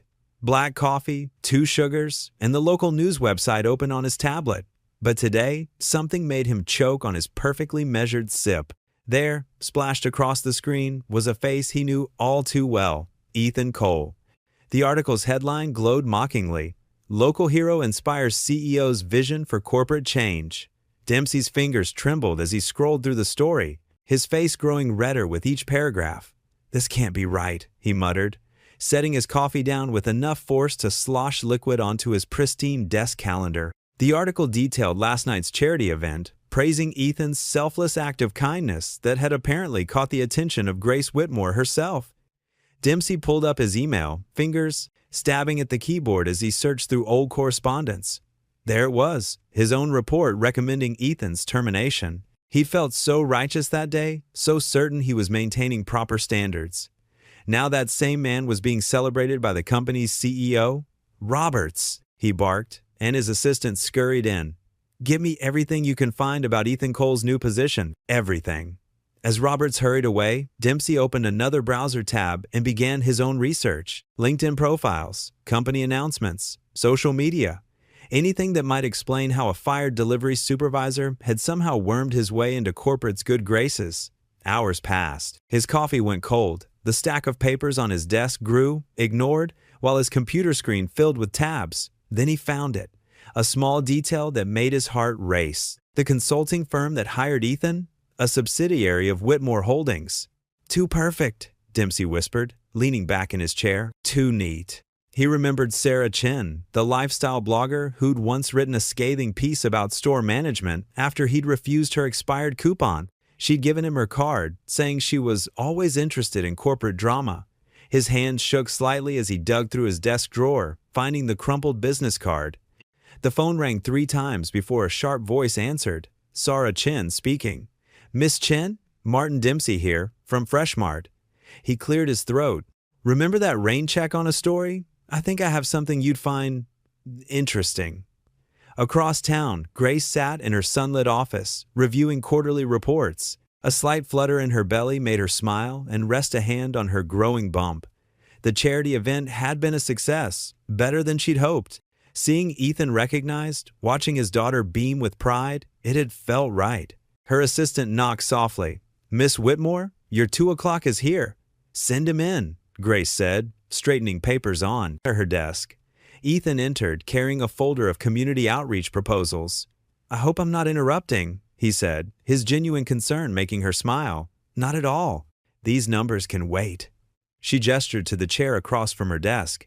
"Tell me about your ideas." They spent the next hour discussing programs for elderly shoppers, single-parent support initiatives, and local food banks. Grace found herself leaning forward, caught up in his enthusiasm and practical compassion. "You really see people, don't you?" she said during a pause. "Not just problems to solve, but actual people." Ethan looked down, modest as always. "My wife used to say that. She said everyone has a story if you just take time to listen." A comfortable silence fell between them. Grace felt that familiar warmth in her chest, the one that appeared whenever Ethan spoke about Laura.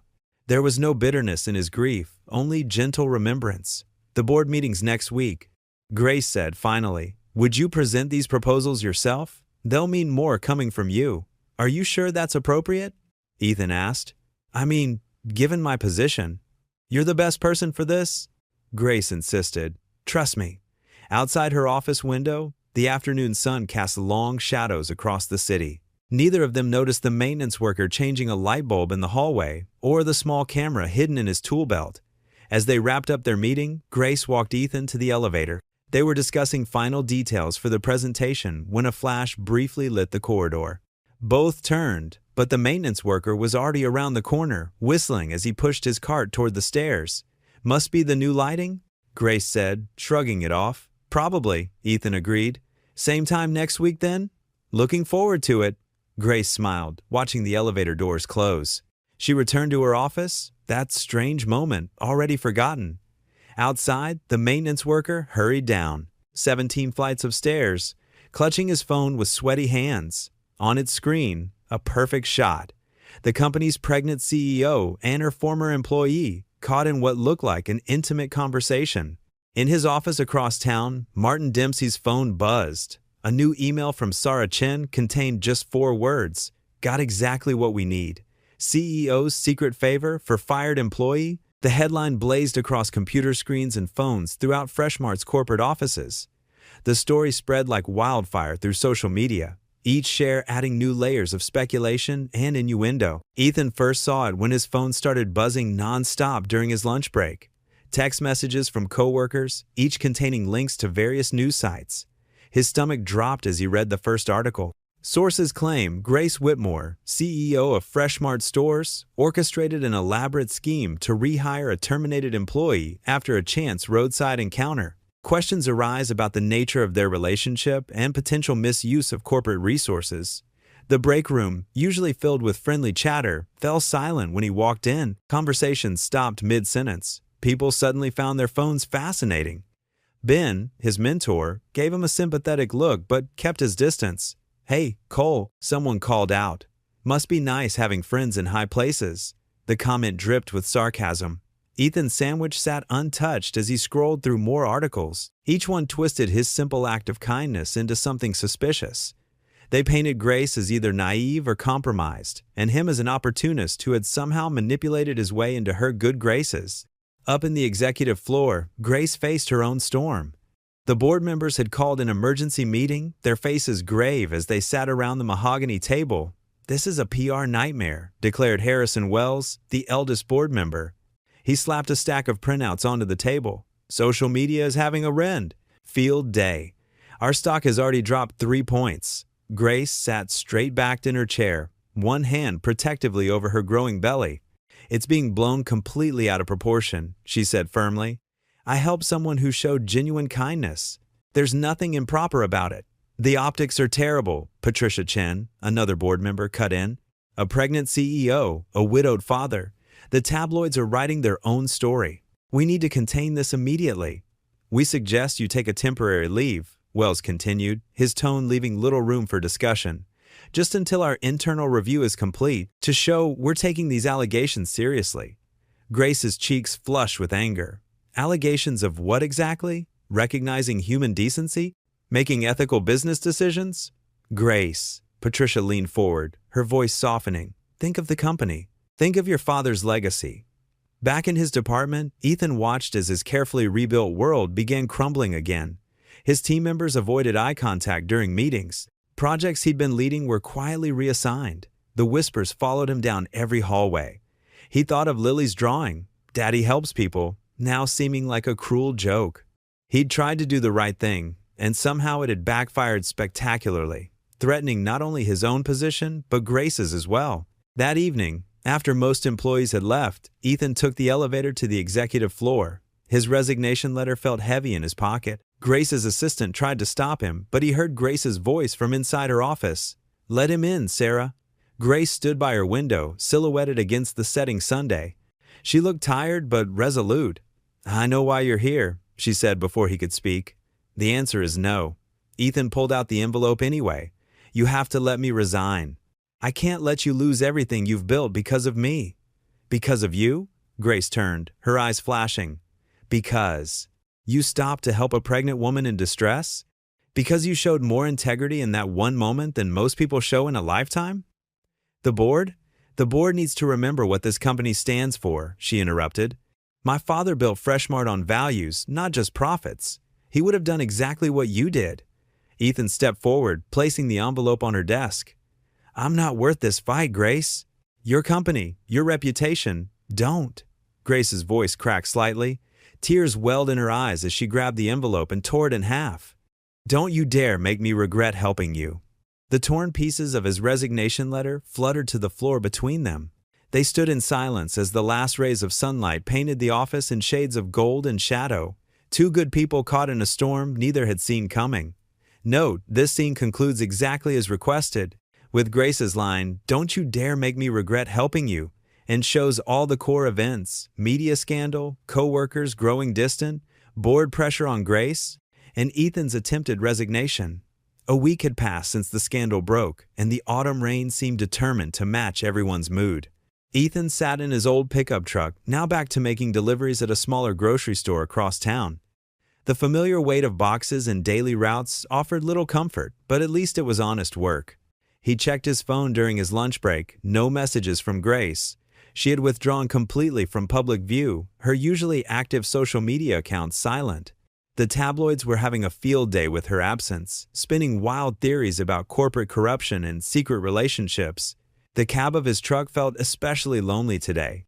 The empty passenger seat reminded him of their conversations, of Grace's genuine interest in his ideas about improving the company. Now those dreams lay scattered like fallen leaves in the parking lot. Back at home that evening, Ethan tried to maintain a brave face for Lily. She sat at their small kitchen table, pushing peas around her plate with her fork. Her small voice broke the silence. "Daddy, why doesn't Miss Grace come to see us anymore? Did we do something wrong?" The question hit him like a punch to the gut. Ethan set down his own fork, searching for words that wouldn't come. How could he explain corporate politics and media scandals to an 8-year-old who saw the world in simple terms of right and wrong? "No, sweetheart," he finally managed. "We didn't do anything wrong. Sometimes grown-up things get complicated." "But she was our friend," Lily insisted, her lower lip trembling slightly. "She liked my drawings. And she always smiled when you talked." Ethan reached across the table and squeezed his daughter's hand. "I know, honey. I miss her too." Across town, in her elegant penthouse apartment, Grace paced the floor in her pajamas. Dark circles under her eyes betrayed nights of restless sleep. Her phone lay face down on the coffee table. She couldn't bear to look at another notification. The TV murmured in the background, providing white noise to fill the emptiness. Her hand rested on her growing belly as she paused by the window. The city lights blurred through the rain-streaked glass. The board had strongly suggested she take a leave of absence while they investigated the situation. Investigation as if helping a good man was some kind of crime. Grace's assistant had dropped off another stack of papers earlier. More media requests, letters from shareholders, and a preliminary report from the company's PR team. They all sat untouched on her kitchen counter. She couldn't focus on any of it. Her thoughts kept drifting to Ethan and Lily, to their Saturday mornings in the park, to Lily's infectious laugh, to Ethan's quiet strength. She missed them. The realization hit her with surprising force. In trying to protect her company's reputation, she'd lost something far more valuable, genuine friendship. In his modest apartment, Ethan tucked Lily into bed, smoothing her blanket just the way she liked it. Her room was a collage of crayon drawings, including several of Grace. In one, they were all feeding ducks together. In another, Grace stood beside Ethan, both wearing angel wings like in the original drawing. "Can we pray for Miss Grace?" Lily asked sleepily. "Like we pray for Mommy?" Ethan's throat tightened. "Of course we can, sweetheart." They knelt together beside Lily's small bed, hands clasped. Lily's stuffed giraffe watched from its place on her pillow. "Dear God," Lily began, her voice small but clear, "please take care of Miss Grace and her baby. She's really nice, and Daddy says nice people shouldn't be sad." Ethan closed his eyes, his own prayer joining his daughter's. "Please help Miss Grace find peace, like you helped us." His voice wavered slightly on the last words. Lily squeezed his hand. "Amen. Amen," Ethan echoed, kissing her forehead. Later that night, in his own room, Ethan sat on the edge of his bed.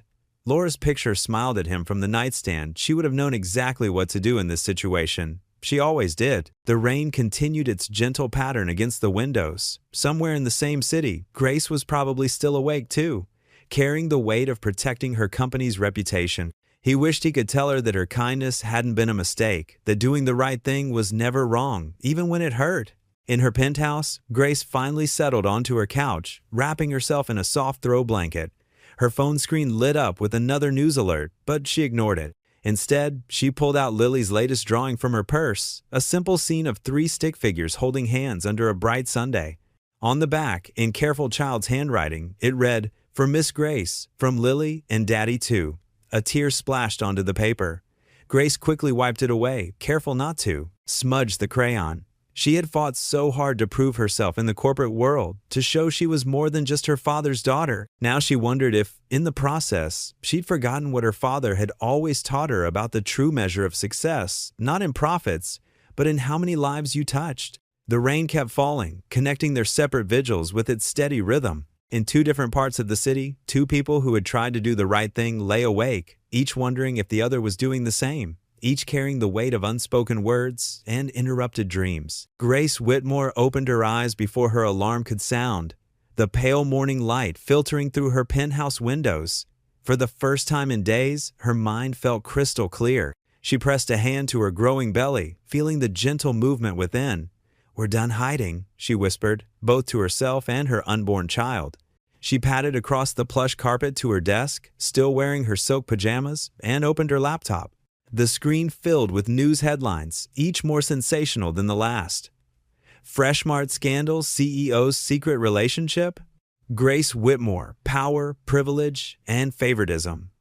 Board demands answers as CEO remains silent. Grace ignored them all. Instead, she opened a blank document and began to type. The words flowed easily now, straight from her heart. No corporate jargon, no carefully crafted PR statements, just truth. Her assistant, Maria, arrived an hour later to find Grace still writing, now dressed in a simple blue dress that highlighted her pregnancy rather than hiding it. Miss Whitmore, the PR team is waiting in the conference room. They've prepared a statement. Cancel it, Grace said without looking up. And call a press conference for noon today. Maria's eyes widened. But they specifically advised against. I know what they advised. Grace finally looked up, her expression serene. And I'm done letting others tell my story. Please make the arrangements. As Maria hurried out, Grace's phone buzzed. It was a message from one of her board members. Think carefully about your next move. Your father's legacy is at stake. Grace touched the small photo of her father on her desk. I'm thinking about his legacy, she murmured. That's exactly why I'm doing this. Across town, Ethan was making breakfast when his phone lit up with a news alert. Lily peered over his shoulder, her cereal forgotten. Daddy, isn't that Miss Grace? Ethan read the notification. Breaking. Whitmore Holdings CEO to hold press conference at noon. His heart thumped. He knew Grace well enough now to recognize when she was about to do something bold, something that could either save or destroy everything. Can we watch it? Lily asked, her eyes bright with hope. She missed Grace. They both did. Ethan glanced at his delivery schedule, then at his daughter's pleading face. Yes, sweetheart, we can watch it. Back at Whitmore Holdings, Grace's office had become a war room. Her PR team, legal advisors, and several board members had arrived uninvited, all trying to talk her out of the press conference. Miss Whitmore, please, her head of PR begged. Let us handle this our way. A carefully worded statement, like the ones that have kept us hiding for a week, Grace interrupted, her voice firm but kind. The ones that make us look guilty of something when we've done nothing wrong? The optics, another advisor began, are exactly what's wrong with corporate culture today. Grace finished. She stood, one hand resting on her belly. We've forgotten what matters. My father built this company on trust and integrity, on helping people. When did we start punishing kindness? The room fell silent. Grace picked up her speech, handwritten now, after several revisions, and walked toward the door. Miss Whitmore, her legal counsel called after her. At least let us review the statement first. Grace smiled softly. No, this isn't a statement. This is my truth. At 11:55, Ethan and Lily sat on their worn couch. The TV turned to the local news.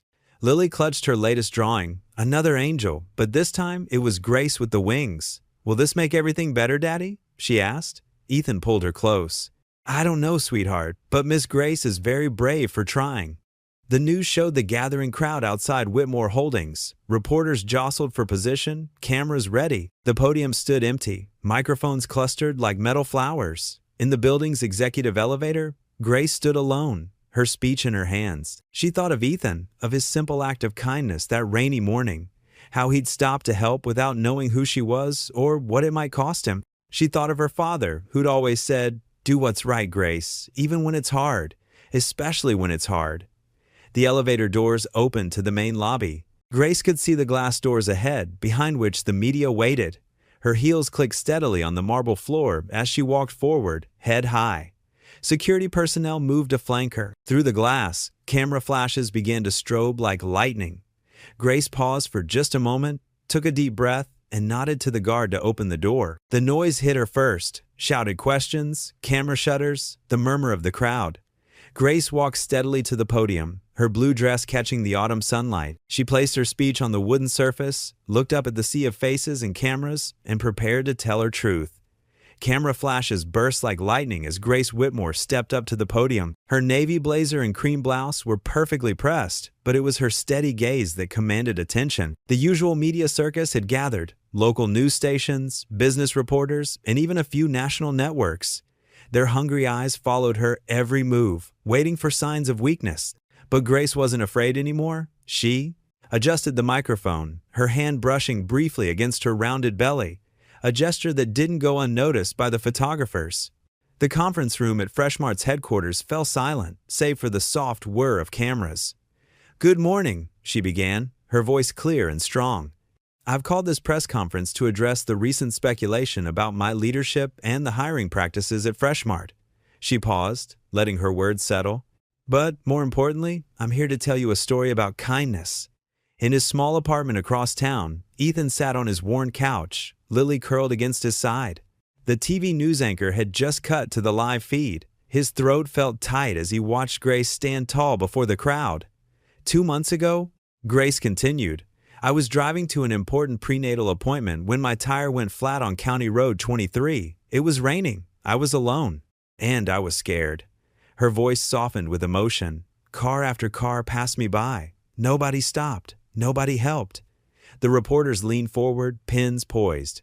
Then a pickup truck pulled over. The driver didn't know who I was. He was just a good man who saw someone in need. Grace's eyes grew bright with tears, but her voice remained steady. That man was Ethan Cole, and yes, the same Ethan Cole who later became our logistics consultant. Lily squeezed her father's hand. On screen, Grace took a deep breath. "What you don't know, what the leaked stories didn't tell you, is that Ethan lost his job that day because he stopped to help me." The room erupted in murmurs. He was late to an important meeting because he chose to change a stranger's tire in the rain. And for that act of kindness, he was fired on the spot. The cameras clicked frantically as Grace continued, her voice growing stronger with each word. "When I learned what happened, I was horrified. Not just as the woman he helped, but as the CEO of the company that punished him for doing the right thing." She gripped the podium's edges. "Yes, I arranged for him to be hired as a consultant.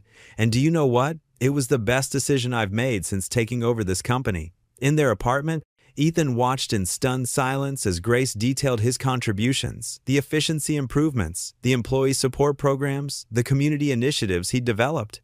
"But here's what matters most," Grace said, her voice cutting through the noise. "Ethan Cole never knew who I was when he stopped to help me. He never asked for anything in return. When I offered him direct assistance, he refused it. His only concern was doing what was right." She paused, looking directly into the cameras. "The media wants to paint this as a scandal. They want you to believe there's something improper about recognizing and rewarding genuine goodness. But I stand here today to tell you that I'm proud of helping Ethan Cole. I'm proud of every decision that led to this moment." Lily bounced on the couch. "You hear that, Daddy? She's proud of you." Grace's voice grew passionate. "In a world where we're taught to look the other way, to mind our own business, to put profit over people, Ethan Cole stopped to help a stranger. He represents everything Freshmart should stand for. Everything we all should stand for." The reporters were scribbling frantically now, but Grace wasn't finished. "So yes, I gave a job to the man who helped me that day, and I'd do it again. Because kindness should be rewarded, not punished. Compassion should be celebrated, not scandalized. And good people, truly good people, should never have to choose between doing what's right and keeping their jobs." Tears rolled down Ethan's cheeks as he watched. Lily wrapped her small arms around him, her own eyes shining. "I will not apologize for helping a good man who helped me," Grace declared. "I will not step down from my position. And I will not allow this company to forget its responsibility to the community it serves." She straightened her shoulders. "Starting today, Freshmart is launching a new initiative, one that recognizes and rewards acts of everyday kindness among our employees and in our communities." The room burst into applause, catching the reporters off guard. From the back, where employees had gathered to watch, the clapping grew louder. "Miss Grace told the truth, Daddy," Lily whispered, clapping along with the crowd on TV. "She told everyone what a good person you are." Ethan could only nod, wiping his eyes as he watched Grace stand strong before the flashing cameras, her face glowing with conviction. On screen, phones began lighting up the conference room as social media exploded with support. The board members, watching from their private viewing room, exchanged glances as their phones buzzed with overwhelming public approval. Number compassionate CEO and number kindness wins were already trending. Grace raised her hand for quiet one final time. "Thank you for your attention. I'll now take your questions, but first, I want to say one more thing." She smiled, her hand resting gently on her belly. To anyone watching who might be wondering if kindness is worth the cost, it always is. Always. The room erupted with questions, but Ethan didn't need to hear any more. He hugged Lily close, his heart full of gratitude for the woman who had chosen truth over convenience, courage over conformity. "She did it, baby girl," he whispered. "She really did it." The morning sun filtered through the windows of Freshmart's corporate headquarters, casting long shadows across the polished marble floors. Grace sat at the head of the boardroom table, her hands folded calmly over her growing belly as the board members filed in one by one. Their faces were different today. Gone were the stern frowns and disapproving glares, replaced by apologetic smiles and respectful nods. "The public response has been overwhelming," announced Marcus Chin, the head of PR, spreading newspapers across the table. "We've received thousands of supportive messages. Our stock is up 12 points. Grace merely nodded, her mind elsewhere. "And the board's decision?" "Unanimous vote for your reinstatement," said Barbara Wells, the eldest board member, pushing forward an official document. We may have lost sight of what this company was founded on. Your father would be proud of you, Grace." A small smile touched Grace's lips as she signed the paper. "Thank you." Now, about Mr. Cole's position. The door opened, and Ethan stepped in, wearing a fresh suit that still had the price tags removed just that morning. His eyes were wide, taking in the impressive room. Lily's drawing was carefully folded in his breast pocket, his lucky charm. "Mr. Cole," Grace stood, gesturing to an empty chair. "Please join us." Ethan sat down carefully, his work-roughened hands a stark contrast against the sleek conference table. "I appreciate you having me here, but I'm not sure I understand." Grace's eyes sparkled. "We're creating a new position, Director of Community Initiatives. The role will focus on developing programs that recognize and reward acts of kindness throughout our entire chain. We want you to lead it." Ethan's breath caught. He looked down at his hands, then around at the expectant faces. I don't have the education for something like this." "The experience." "You have exactly the experience we need," Grace interrupted gently. "You understand kindness not as a business strategy, but as a way of life. That's what we want to cultivate." Barbara Wells nodded enthusiastically. "Your story has already inspired our employees nationwide."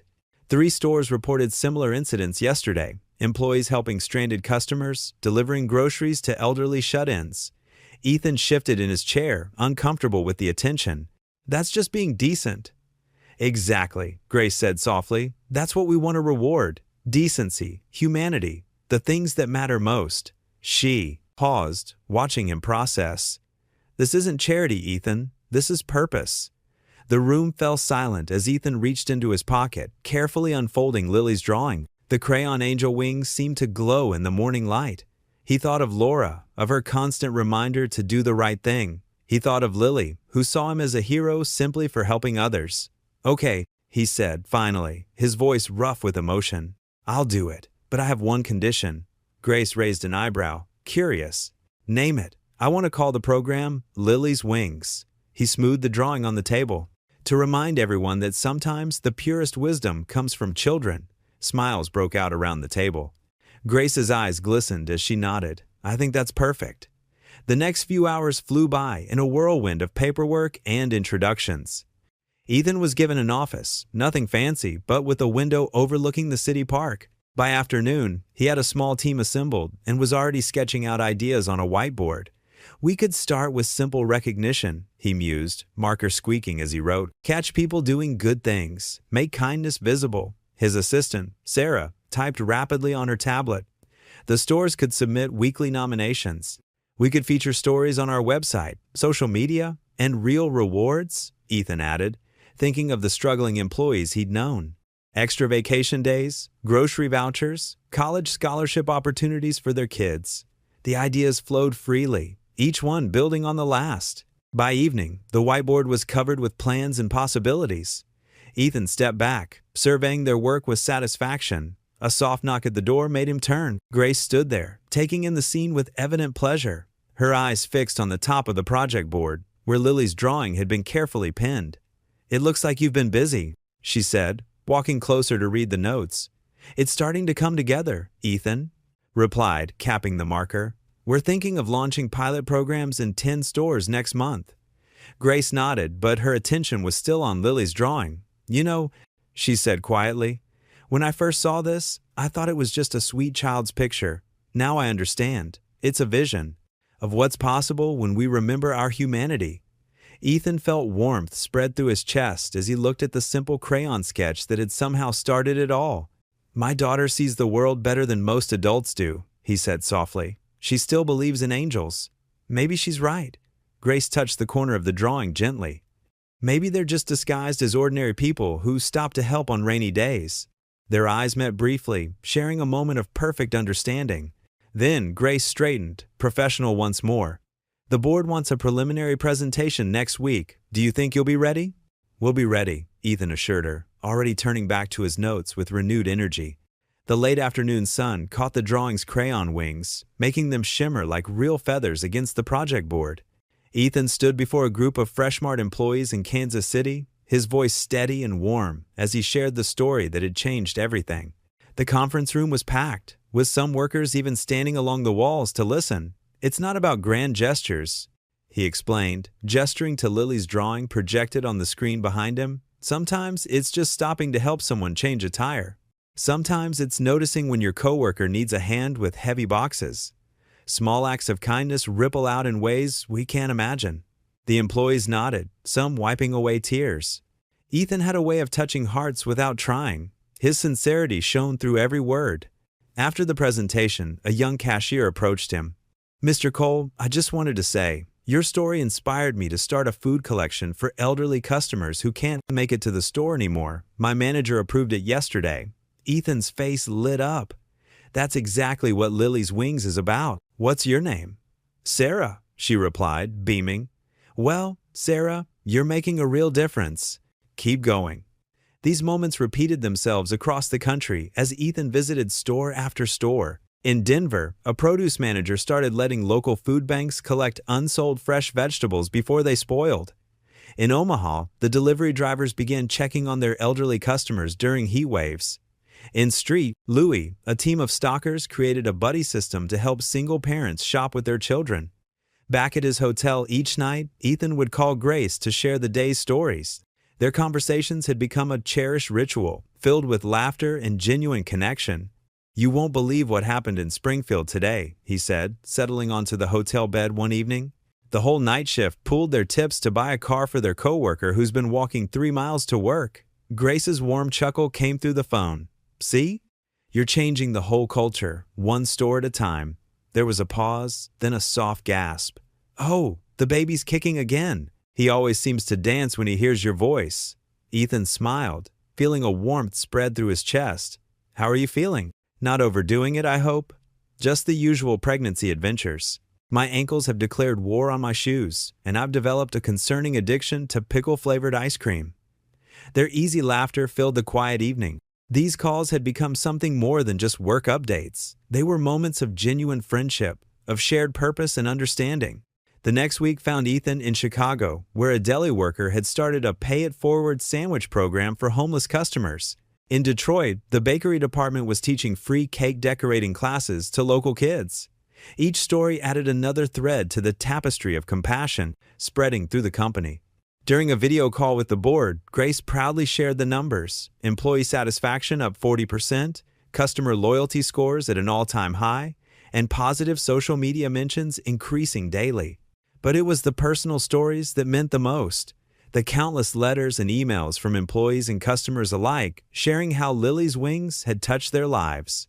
Lily herself had become the program's unofficial mascot. Her original drawing of Ethan with angel wings had been turned into the program's logo, and she took great pride in hearing about all the helpers her daddy was training. Did you help more people today, Daddy? She would ask during their nightly FaceTime calls, her face pressed close to the screen.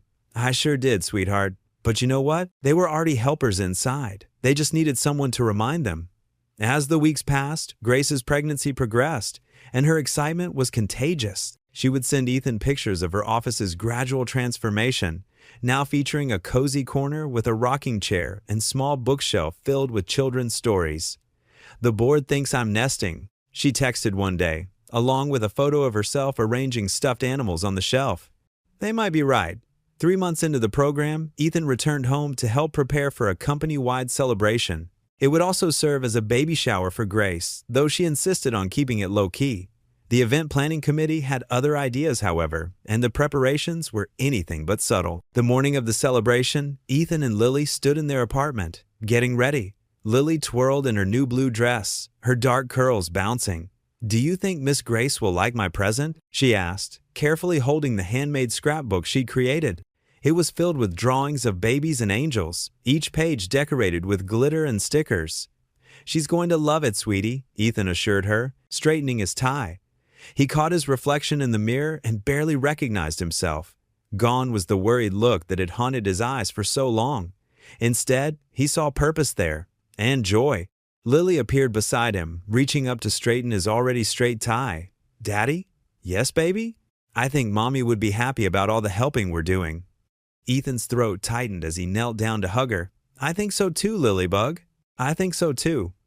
They gathered their things, Lily's present, Ethan's speech notes, and a small photo album of program highlights he'd compiled. The celebration would bring together employees from across the country, all sharing their stories of how Lily's wings had transformed their workplaces and communities.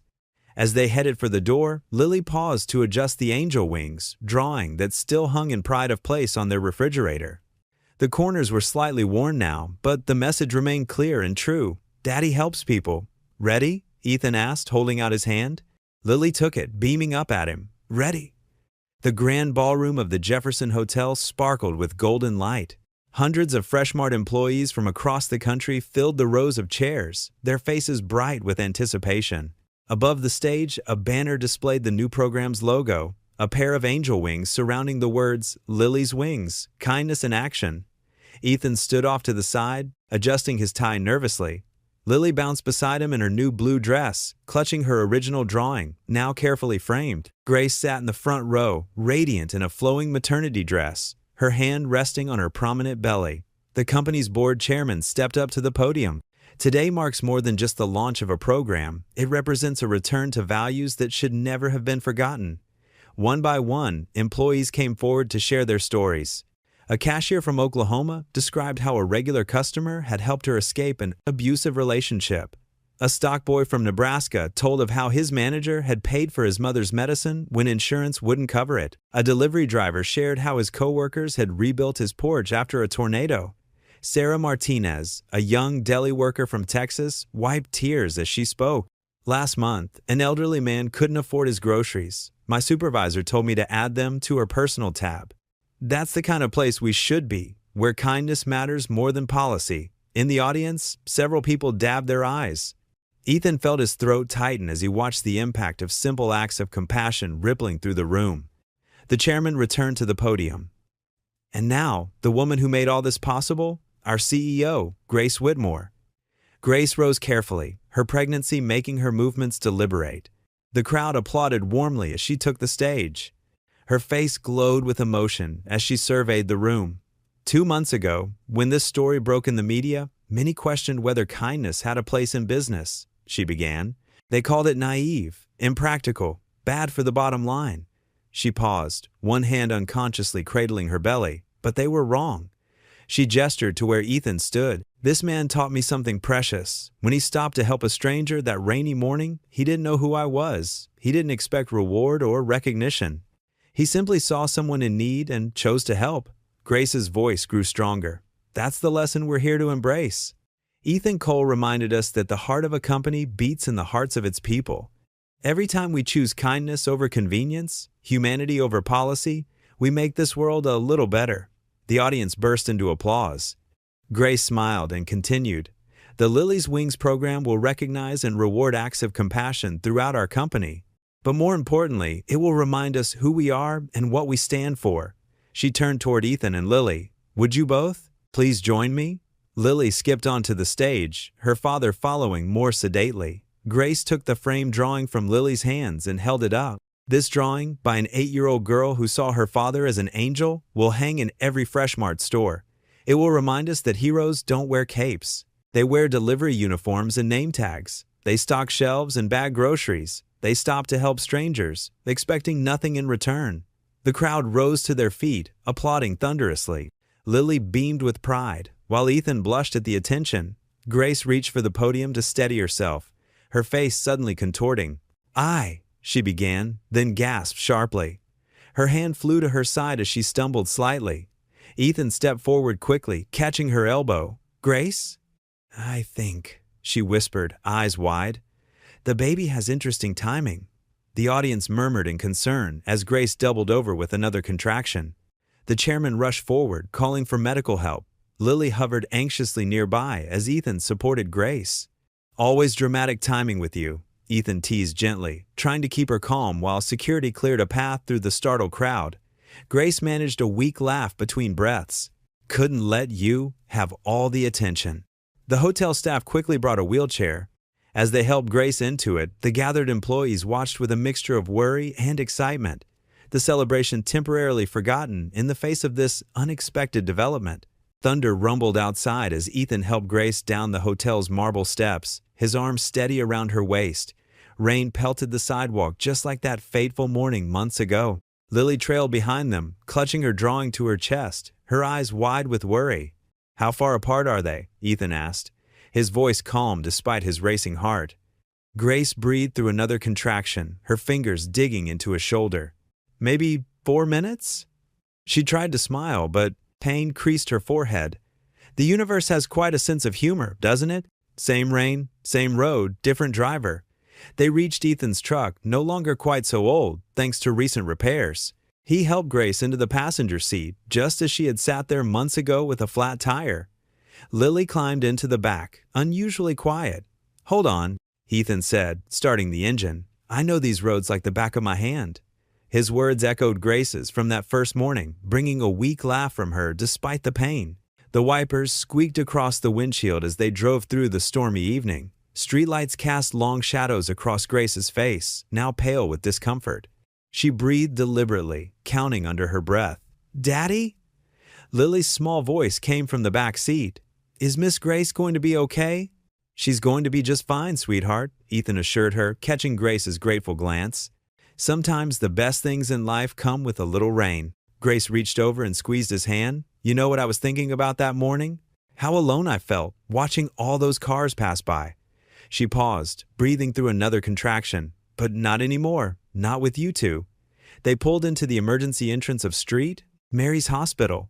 Unlike that morning months ago when they'd parted as strangers, now they moved as a unit. Ethan helped Grace from the truck while Lily ran ahead to alert the nurses. The fluorescent lights of the hospital corridor cast everything in stark relief as they wheeled Grace toward the maternity ward. She gripped Ethan's hand tightly, fear finally showing through her composed exterior. Stay, she whispered, both of you. Right outside, Ethan promised. We're not going anywhere. The medical team whisked Grace away through double doors, leaving Ethan and Lily in the waiting area. They sat together on hard plastic chairs, both still in their formal clothes from the ceremony. Lily's drawing rested in her lap, those simple angel wings now seeming prophetic. Hours ticked by. Lily eventually dozed off, her head on Ethan's shoulder, while he kept his silent vigil. He thought about Laura, about loss and new beginnings, about how life had such strange ways of coming full circle. The wait seemed endless. Ethan prayed quietly, his free hand absently stroking Lily's hair. He remembered Grace's words from the diner. Sometimes good people deserve good turns. Now he understood, sometimes those turns brought you exactly where you needed to be. Rain continued to drum against the windows, but inside, the hospital maintained its quiet rhythm of beeping monitors and soft footsteps. Occasionally, other families drifted in and out of the waiting room, each wrapped in their own anxious anticipation. Lily stirred, blinking sleepily. Is the baby here yet? Not yet, sweetheart. Ethan checked his watch, but soon. She nodded sagely, studying her drawing. The baby will have 2 angels watching over them now. Mommy in heaven, and you here. Ethan's throat tightened at his daughter's words. Before he could respond, a nurse appeared in the doorway, her face bright with joy. Mr. Cole? She smiled warmly. She wants you to meet someone. Lily sat up straight, suddenly wide awake. The baby's here? The nurse nodded. Your friend did wonderfully. Would you like to come see? Ethan stood, his heart pounding. He took Lily's hand, and together they followed the nurse down the quiet hallway. The storm outside had finally passed, and early morning light was beginning to streak the sky. Through the window of room 312, they could see Grace propped up in bed, cradling a tiny bundle wrapped in blue. Her face, though tired, glowed with a joy that made Ethan's chest ache with remembered happiness. The nurse ushered them in quietly. Grace looked up, her eyes bright with tears and triumph. "We did it," she whispered. "Come meet him." Lily tiptoed to the bedside, standing on her toes to peek at the Tav. "Sleeping infant. He's so tiny," she breathed in wonder. "Would you like to hold him?" Grace asked Ethan, who had remained near the door, overwhelmed by the moment's perfection. He moved forward carefully, accepting the precious bundle with practiced ease. The baby stirred slightly, but didn't wake, tiny fingers curling against the blanket. Lily pressed close to her father's side, reaching out to touch the baby's hand with one gentle finger. "Thank you," Grace said softly, watching them. "For everything. For stopping that day. For being here now." Ethan looked up from the peaceful newborn face, meeting her eyes. In them, he saw all the rainy mornings and sunny afternoons that had brought them to this moment, all the kindness and courage that had turned strangers into family. "What's his name?" Lily asked, breaking the spell. Grace smiled. "Thomas. It means twin." She paused.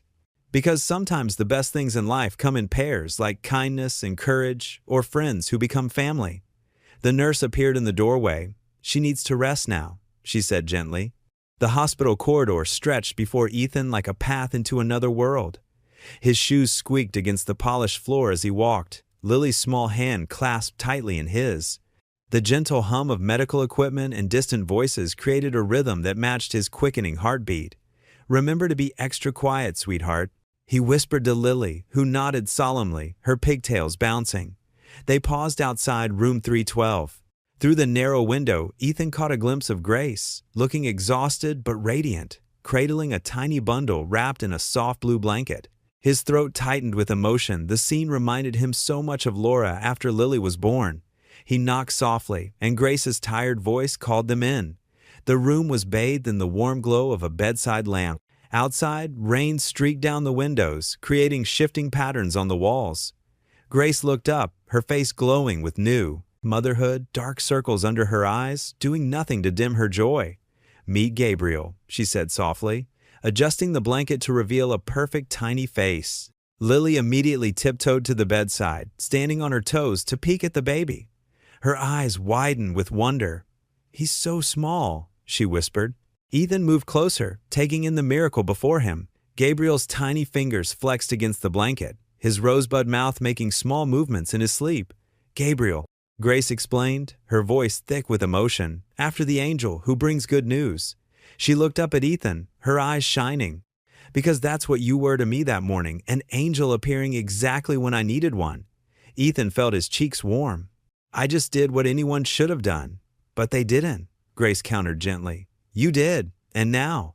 She glanced down at her son. "Now everything's different." Lily tugged at Ethan's sleeve. "Daddy, can I touch him?" Grace nodded, and Ethan lifted Lily carefully onto the edge of the bed. With the gentleness only children seem to possess, Lily reached out and stroked Gabriel's cheek with one finger. "He's like velvet," she whispered in awe. Grace shifted slightly, wincing. "Would you like to hold him, Ethan?" He hesitated for a moment, then nodded. With practiced movements from his days with newborn Lily, he gathered Gabriel into his arms. The baby weighed almost nothing, yet Ethan felt the weight of the moment pressing on his heart. "Support his head, Daddy," Lily instructed seriously, making both adults chuckle. Gabriel stirred slightly, his tiny face scrunching before relaxing again. Ethan swayed gently, muscle memory from 8 years ago guiding his movements. The familiar weight of a newborn in his arms brought back a flood of memories. Laura's smile, Lily's first cry, the overwhelming love he'd felt. "You're a natural," Grace observed softly. Lily stood up on the bed, careful not to jostle Grace. "Look, Daddy. He's holding your finger." "Sure enough." Gabriel's tiny hand had wrapped around Ethan's index finger with surprising strength. The simple gesture made Ethan's heart swell. "Our new family," Lily announced proudly, looking between Grace and the baby with complete acceptance. The words hung in the air, beautiful and unexpected. Ethan's eyes met Grace's across the room. There was no awkwardness, no romantic tension, just a deep understanding. A soul-level connection forged through kindness and trust. They were family now, but not in the traditional sense. Something rarer, perhaps even more precious. Grace's eyes filled with tears. Your daughter has wisdom beyond her years, Ethan. She gets that from her mother, he replied softly, thinking of Laura's gentle insight. They stayed like that for a while, sharing the peaceful moment. Lily curled up next to Grace, asking questions about the baby in her earnest 8-year-old way. Grace answered each one patiently, her hand absently stroking Lily's hair, as if she'd done it 1,000 times before. Ethan continued to hold Gabriel, watching the newborn's peaceful face. He thought about the strange path that had led them here. A flat tire, an act of kindness, loss and redemption, and now this new beginning. The baby in his arms was living proof that good things could come from simple, decent choices. A change in the light made him look up.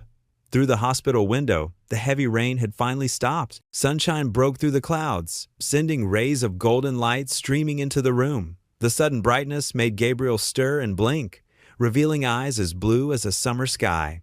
"Look," Lily whispered, pointing to the window.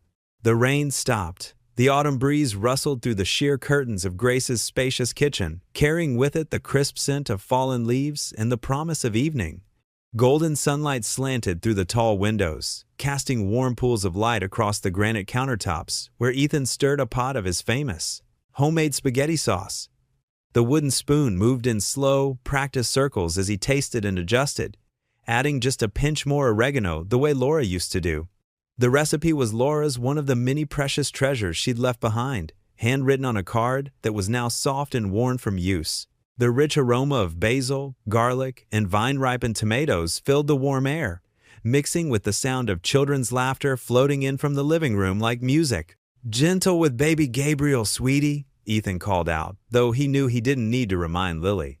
His 8-year-old daughter had proven to be the most attentive big sister anyone could wish for, even if not by blood. She seemed to have an intuitive understanding of how to make Gabriel smile, how to hold him just right, how to speak to him in that special voice children use with babies.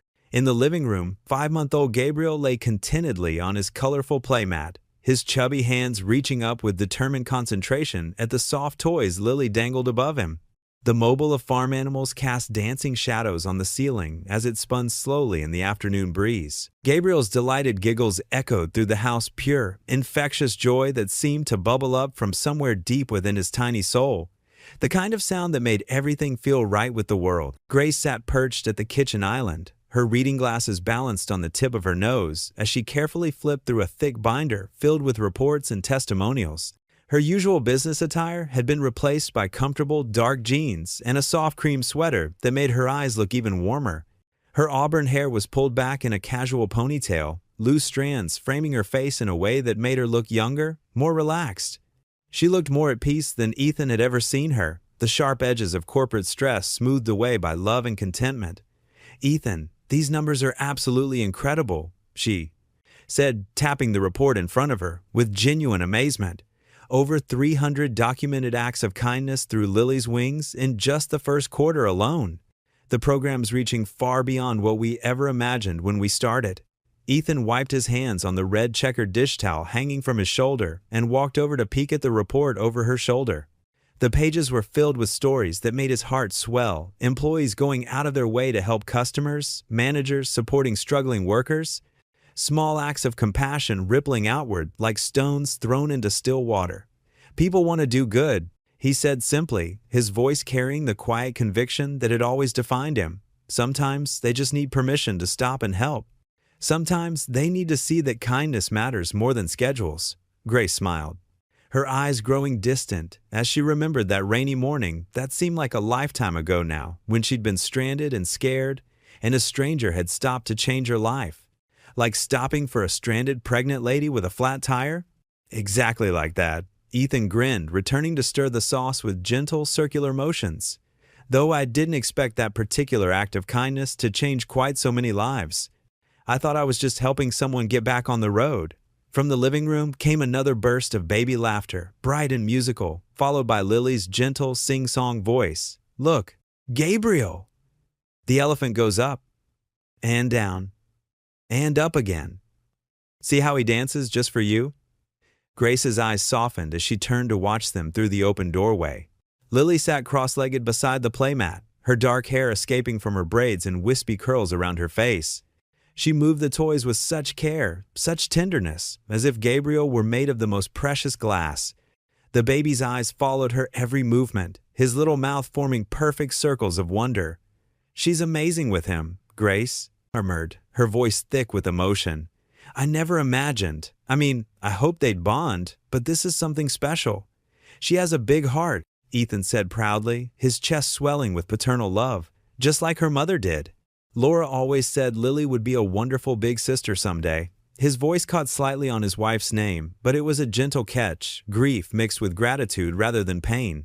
They shared a quiet moment, both thinking of Laura. Her presence still filled these moments, not as a shadow of sadness, but as a warm blessing, a reminder that love never truly leaves, that it transforms and grows and finds new ways to shine through the people we cherish. "Daddy!" Lily called out, her voice carrying that particular note of urgency that only children can master. "Gabriel's getting his hungry faces again." Ethan glanced at the kitchen clock and realized how quickly the afternoon had slipped away. "Dinner's almost ready, sweetheart," he replied, giving the sauce one final stir before turning off the heat. "Would you like to help set the table? We can use the good dishes tonight." Lily appeared in the doorway moments later, her dark hair falling in loose waves from her braids, her cheeks flushed with the excitement of being needed. "Can I use the special plates? The ones with the little blue flowers around the edges?" Grace nodded, her heart warming at how naturally Lily had claimed her place in this home. "Of course you can, honey. They're in the bottom cabinet next to the sink. Be careful, they belong to my grandmother."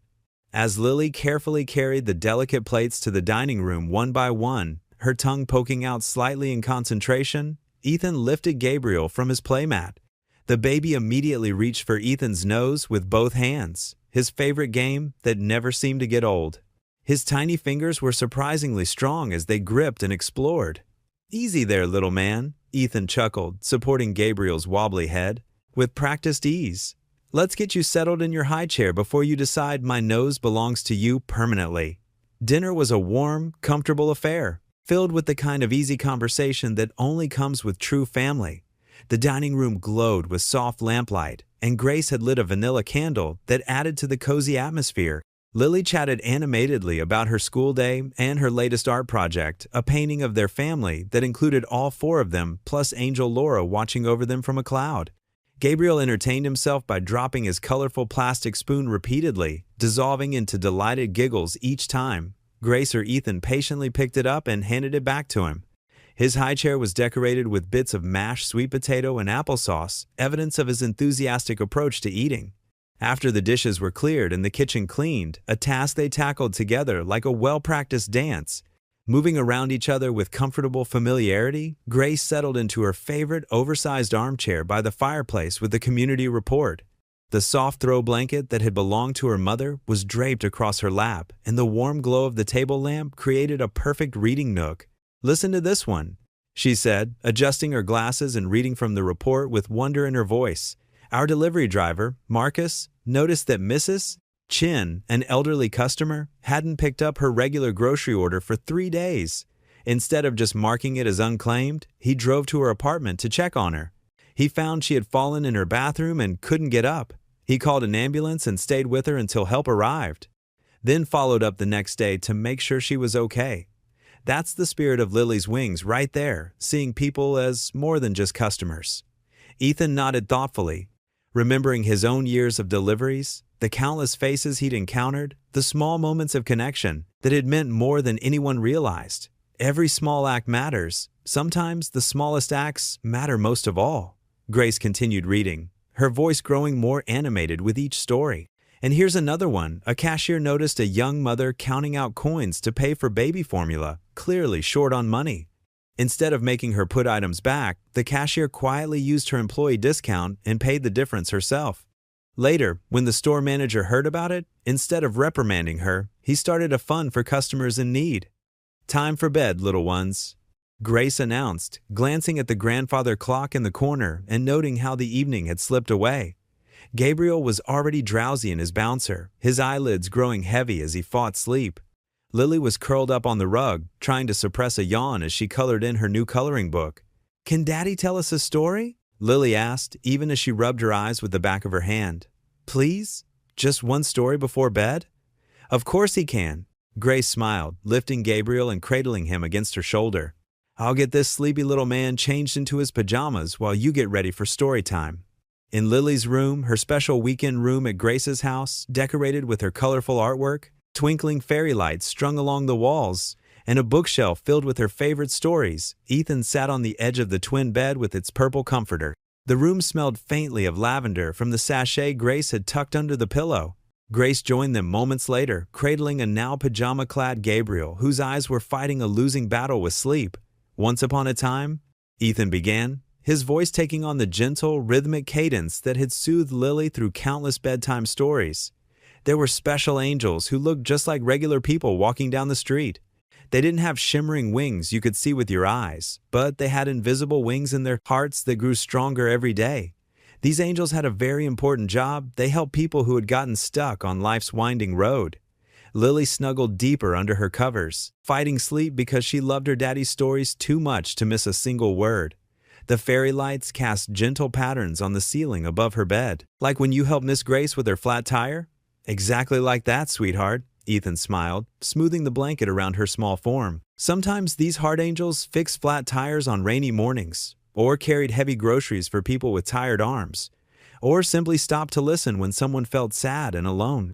And every single time they helped someone, their invisible wings grew a little bit stronger, a little bit brighter. Grace rocked Gabriel gently in the antique rocking chair that had been her own mother's, her own eyes growing misty as she listened to Ethan's soft voice weaving magic in the lamplight. The baby's breathing had grown deep and even, his tiny fist curled around Grace's finger. But here's the most magical part of all, Ethan continued, his voice growing even softer as he watched Lily's eyelids flutter. Sometimes when these angels stopped to help others, they didn't just fix flat tires or solve problems, they found their way home. Not to a house made of wood and brick, but to the kind of home that exists in hearts, where love and kindness live forever and ever. Lily's eyes finally surrendered to sleep, a peaceful smile gracing her face as dreams began to take hold. Gabriel was already fast asleep in Grace's arms, his tiny chest rising and falling in perfect rhythm, his impossibly long eyelashes casting shadows on his round cheeks. Ethan leaned down and kissed Lily's forehead, breathing in the sweet scent of her shampoo. "Sweet dreams, little angel," he whispered. At the doorway, he paused beside Grace, who still held Gabriel close, reluctant to break the spell of this perfect moment. The soft glow of the nightlight cast everything in warm gold, illuminating Lily's frame drawing on the wall, the one of him with bright yellow angel wings that read, "Daddy helps people," in careful crayon letters.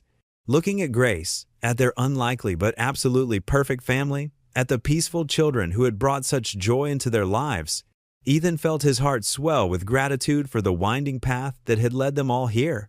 He smiled softly and whispered the words that had become their family motto, their reminder of how love finds its way. Sometimes, when you stop to help someone else, you find the road that leads you home. What would you do if you were in their place? Comment your answer below and let's see how you'd rewrite the ending. If you enjoyed the story of Ethan Cole, I handpicked the next story that you will enjoy. Please don't miss this one. Click here to watch it.